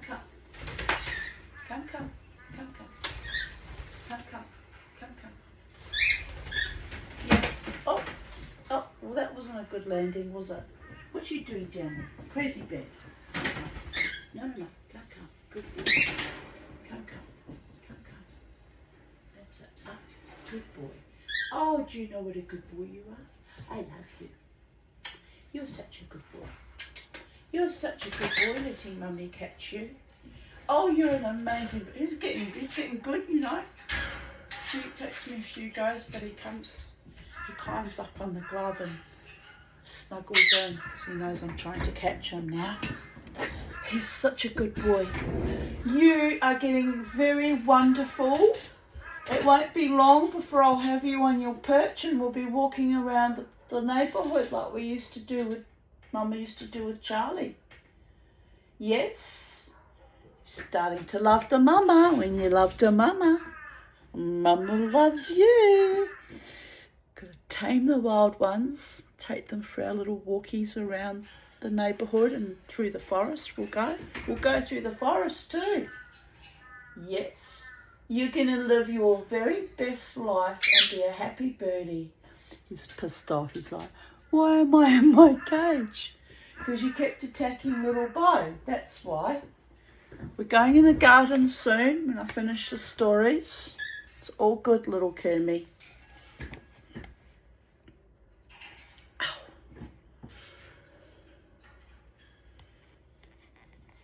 But where were we? I'll just repeat that last paragraph because I'm lost in space. I'm very tired. I had a wonderful weekend, but I'm very tired. By the gods. The Greek myth of Chiron, like the biblical tale of Job, is a story of unfair pain and suffering. Far from encouraging our naivety, it teaches us that there may be no reason for unfair suffering. There may, however, be a meaning dependent on whether we allow our suffering to transform us from within. In a cave high on the snowy peaks of Mount Pelion lived Chiron, the oldest and wisest of the centaurs, a mysterious race, half horse and half human in appearance. These centaurs were the children of Kronos, who raped a nymph by turning himself into a horse. And thus the descendants of this union were half animal and half divine. While most of the other centaurs were wild and savage, Chiron was unusual in his wisdom and gentleness, and he was a friend to humans. He possessed rare skill in playing the harp and often developed profound counsels in human speech, accompanied by the sweet music of this instrument. He knew all the secrets of herbal lore and could heal many illnesses that human medicine could not alleviate, and he understood the wisdom of the stars and taught the art of astrology.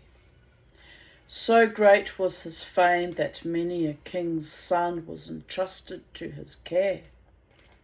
From Chiron, these young pupils learned to fear the gods, to respect old age, and to stand by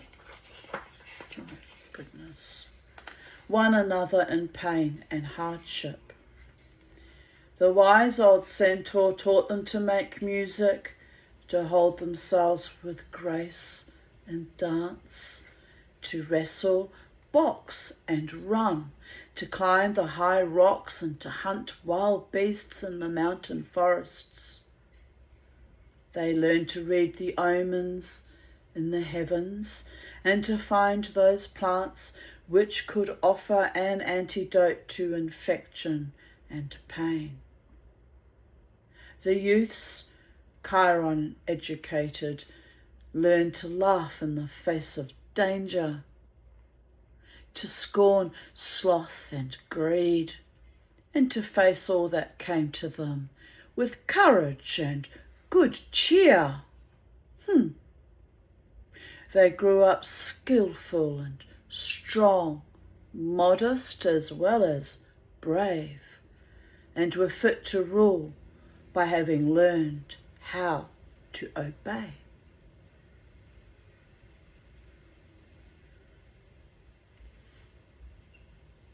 I've got to think about that one. Mamatu's not always very obedient, you understand.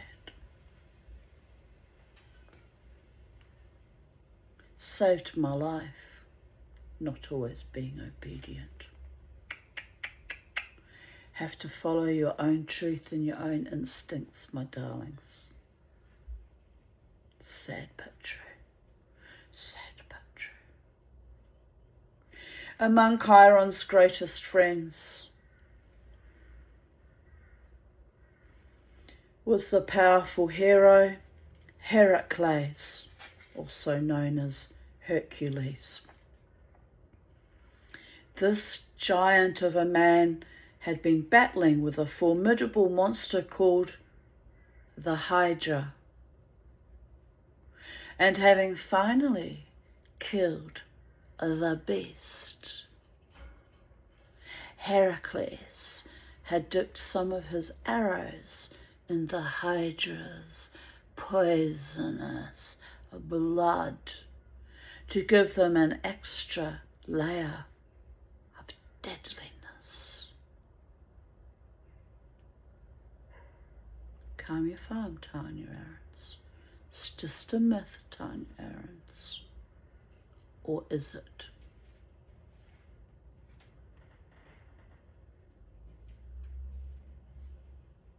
Now on his way to visit his friend Chiron, the hero was waylaid by a tribe of wild, savage centaurs, and a great battle ensued, with Heracles standing alone against the attacking horde.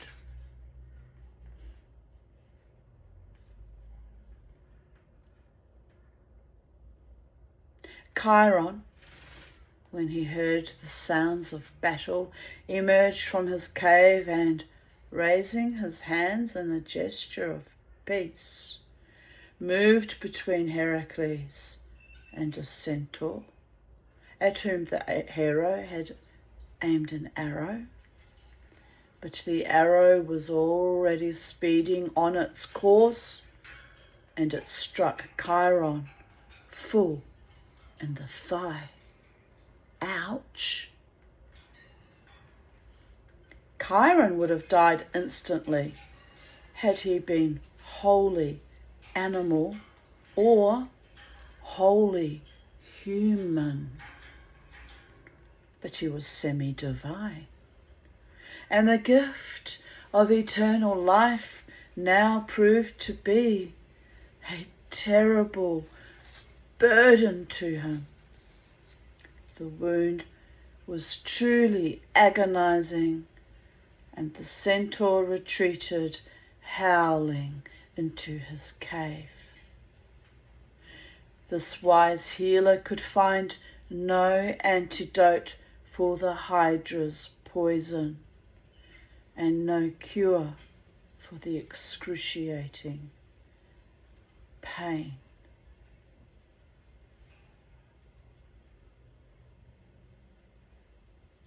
He had no choice but to live with it, for he could not die like other mortal creatures. His pain urged him to try many new remedies, some of which were of great value to others who suffered, but none of them could ease his own suffering. It's awful, isn't it? In desperation, Chiron begged for death from Zeus, king of the gods.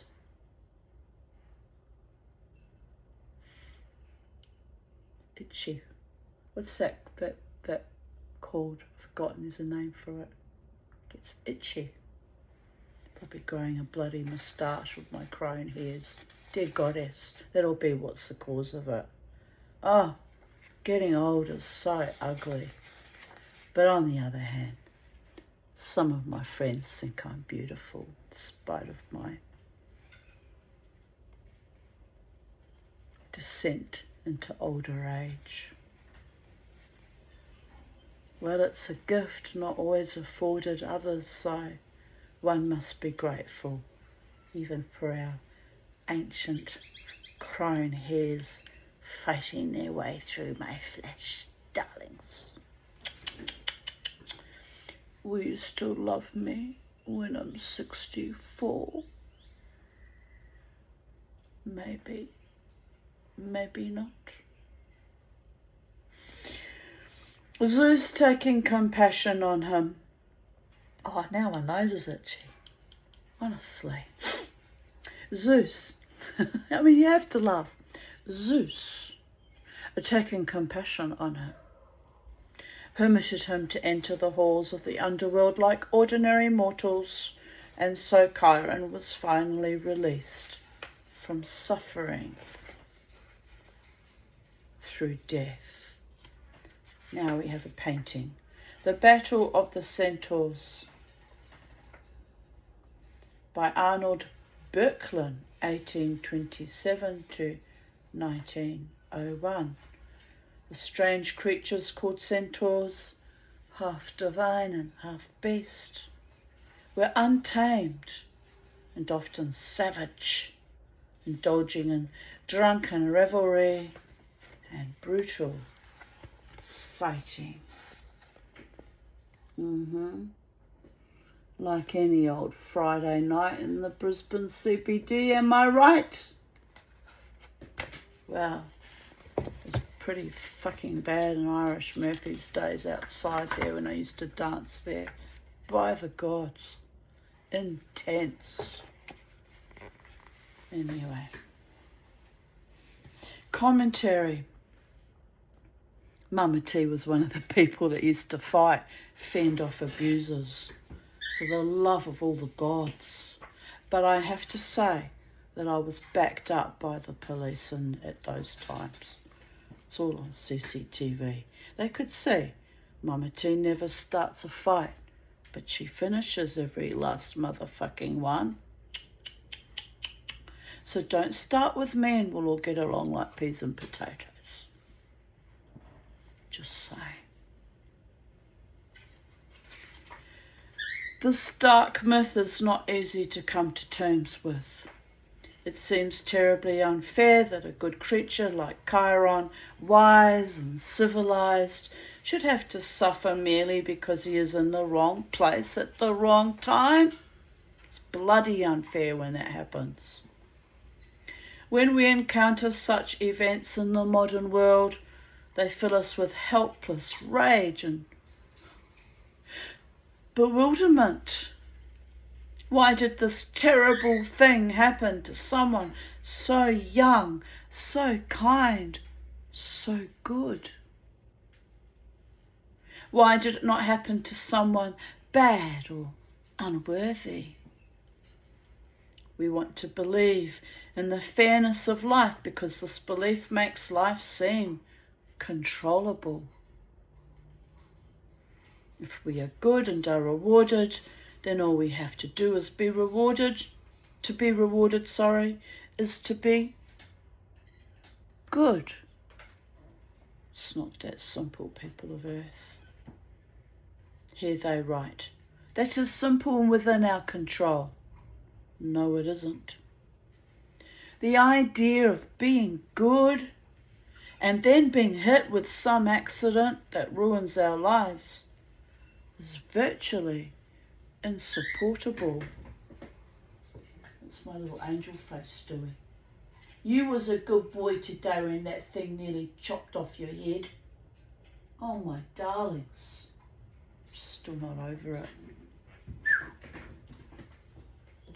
Collective catastrophes, whether of human inventions such as war, or precipitated by nature herself, such as earthquakes, floods, and droughts, confront us with life's profound unfairness on a global level. However badly we want to believe in a just cosmos, sooner or later we will meet the enigma of unfair suffering. When something unfair happens, we have no choice but to suffer it, whether we deserve it or not. At first we may seek to blame someone or something and attempt to alleviate our distress by finding a scapegoat on whom we can pin the responsibility. We blame parents, society, the government, or a minority group, anything else that comes readily to hand, because we simply cannot countenance a situation where blame is inappropriate. This is kind of obfuscating of roles here, people of Earth. In the COVID epoch, the world's governments were indeed to blame. Unconscionable they were. The only possible response in the end is understanding and compassion. The word compassion comes from a Latin root which means to suffer with. Unfair suffering is shared by us all, and it can open up a deep sense of connection with other living things. Although we may never discover any justification for such unmerited pain, we may glimpse its ultimate transformative power in the way it can cleanse and transform the human heart. Embedded in this story is the suggestion that there is a price to be paid for attempting to civilize the savage side of human nature. What are you doing there, little snooks? He's right behind. He's right behind me. Getting closer to me. Where are you going, little bro? Where's my little Bobo going? Are you teasing little Kermie? You know he'll bite you. He will bite you, my sweet little baby, my darling. He will. He's a mean bitey bird. He's not technically your friend. He's a brother from another mother. Oh. Hello. He's a brother from another mother, but he's got very bad sibling rivalry, and he wants to kill you. Yes. Yes. Been there, done that, got the fucking t-shirt. Fi. I need a new t-shirt, it's wearing out. Have to talk to my friend Jared. He bought me this t-shirt. It's my design. I designed that. Deify. 2020. I-D-Fi. Deify. Be thine own inner god and goddess. Stand in your own authority, people of earth.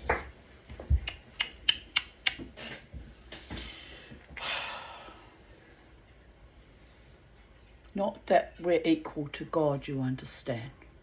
But, you know, there's a lot to be said about honouring your own innate divinity and body autonomy and soul. Where you going? Are you gonna fly on top of my head again? That was very nice. That was almost bone intimacy. Hello? Hello, hello, hello, hello.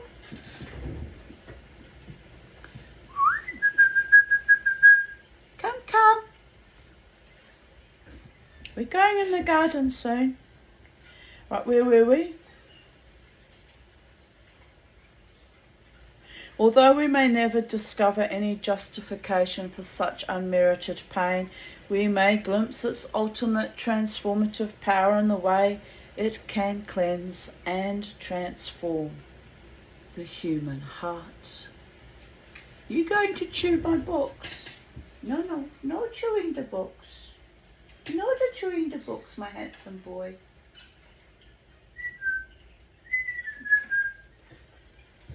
Alright, I've got to keep an eye on him because he's a chewy little bugger.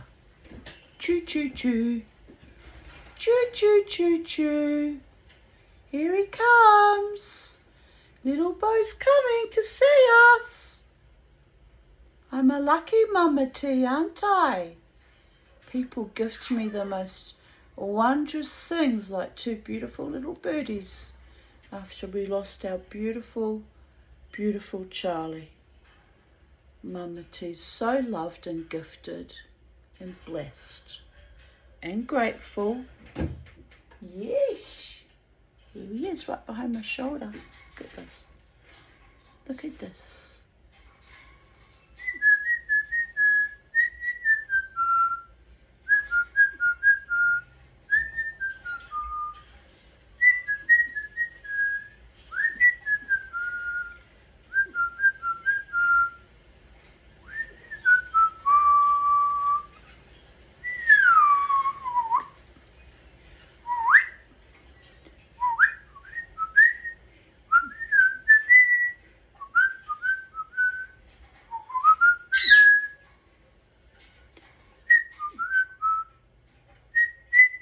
You've got to be a little bit crazy to live in sacred space with the mama tea.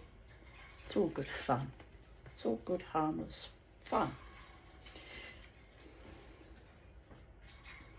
Embedded in the stories is the suggestion that there is a price to be paid for attempting to civilize the savage side of human nature. Although this price is unquestionably unfair, there is an inevitability about the sacrifice because that is the nature of life. What are you doing, crazy little birdie? What are you doing? Are you my sweet little angel face? Yes. Struggle is necessary between the conscious ego, symbolized by Heracles, and the destructive instinctual forces within human beings, symbolized by the wild centaurs. If we are to create a better world for ourselves, and sometimes unfair pain and loss are the result of that struggle.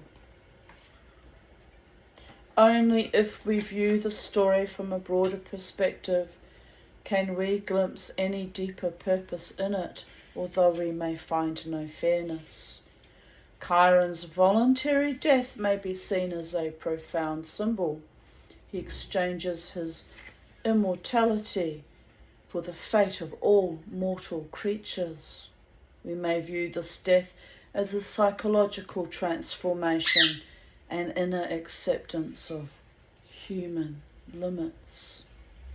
Only when we think we are so special that we are exempt from life's vicissitudes do we suffer the true poison of Chiron's wound.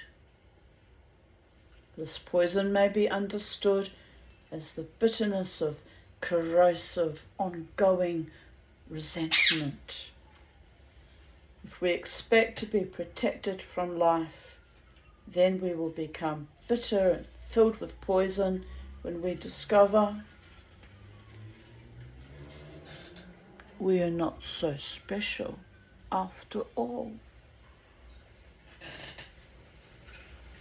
a bit of a shock to the system to discover that, to be honest. We all have our unique yearnings and strivings and talents and gifts. Even the little bow, even the little bobo. When unfair suffering enters our lives, the inevitable human response of, why me, may have to be replaced by the wiser question, why not me? Chiron's gifts and immortal nature do not protect him from life, nor can our own gifts or higher spirituality. This is true, people of Earth. We too may need to accept our mortal limits and undergo the inner death and transformation which allows us to make peace with living ordinary human lives. Although the centaur is a fantastic creature, the myth of Chiron is really a myth of humanity.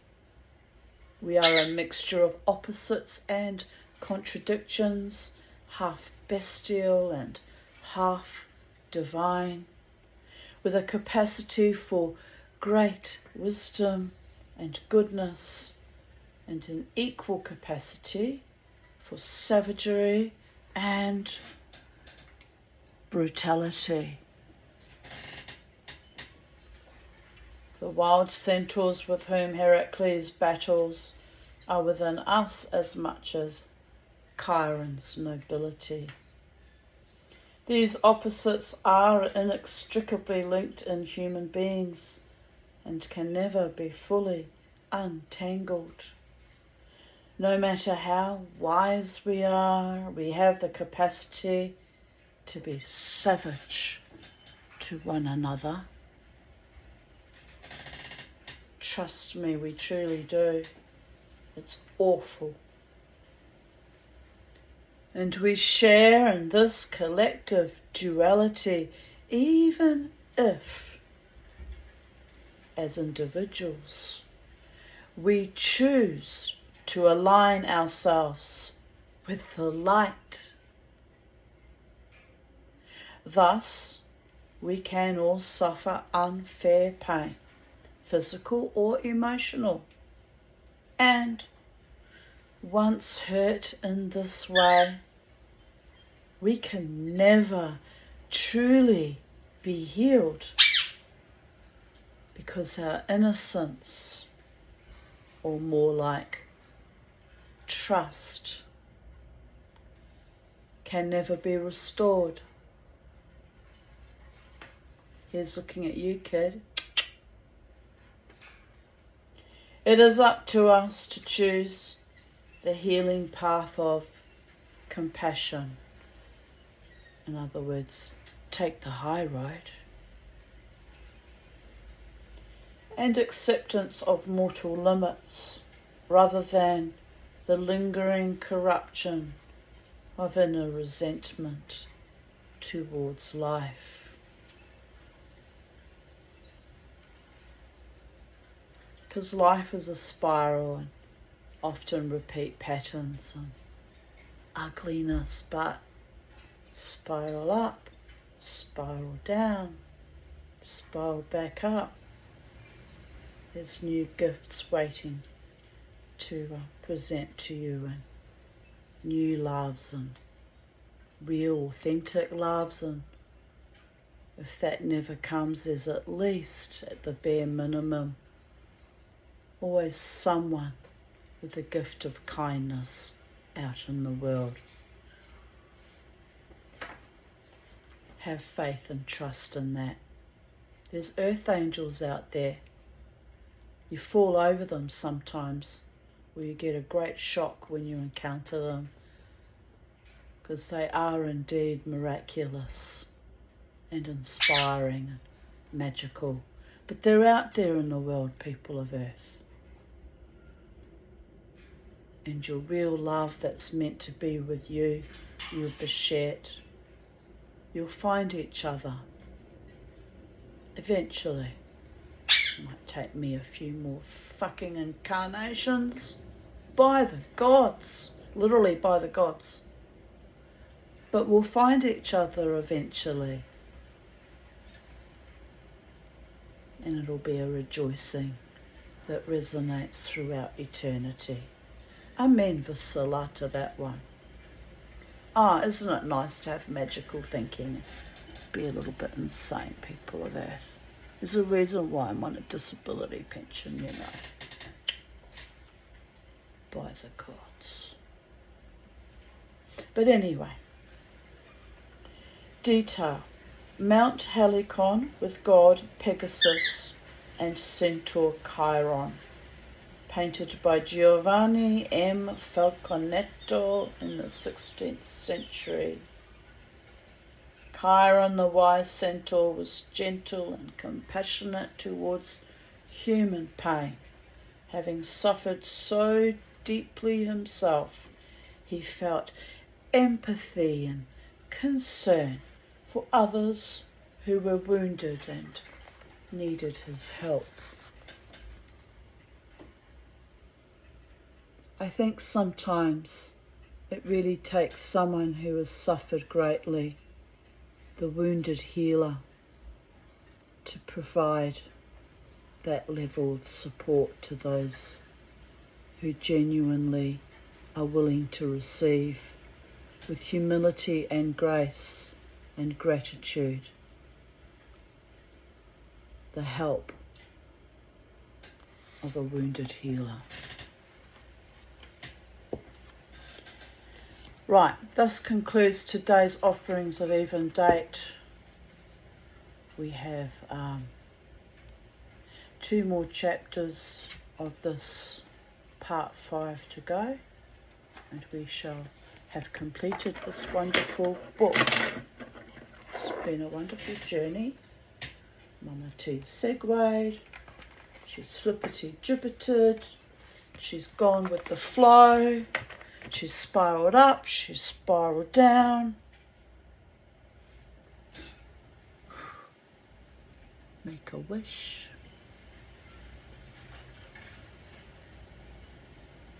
And she's iridescently glowed. She's climbed out of the shadowlands of her own broken heart and reconfigured mind and spiritually gilded, kintsugi'd heart and soul. She's lived her best life. She's succeeded. She's failed. She's succeeded. She's grown. She's evolved. She's danced. She's moshed. She's whirling dervished. She's hobbit stomped. She's triumphed. She's slumped. She looked into the abyss, and the abyss looked back at her abysmally. And all in all, 60 years, and what's the date today? The 27th. 60 years, 3 months, and 15 days old.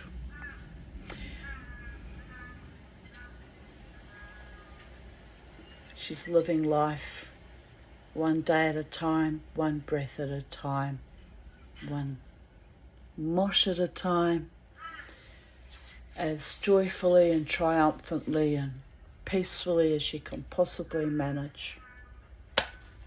Try not to be devoured by savage centaurs and wild beasts, but also wrangling her own inner wildness and inner beast. I was going to put the birdies outside, but it's just such a cold wind. I can feel it blowing through my window. Today's not your day, boys. Hopefully it's a warmer day tomorrow. What do you say to that? You go outside tomorrow? You know, oh, well, you were going to put us in the garden, and I was looking forward to that, Mama T. I know, but it's too cold. Mama T has decided. It's too cold. You already had a near death today. That's enough. Don't want them to catch a chill as well. So on that note, have a beautiful day wherever you are in the space-time continuum, and be blessed, be happy, be in good cheer, hold your true beloved ones dear, and I'll be back tomorrow with another story. Bye for now, people of Earth.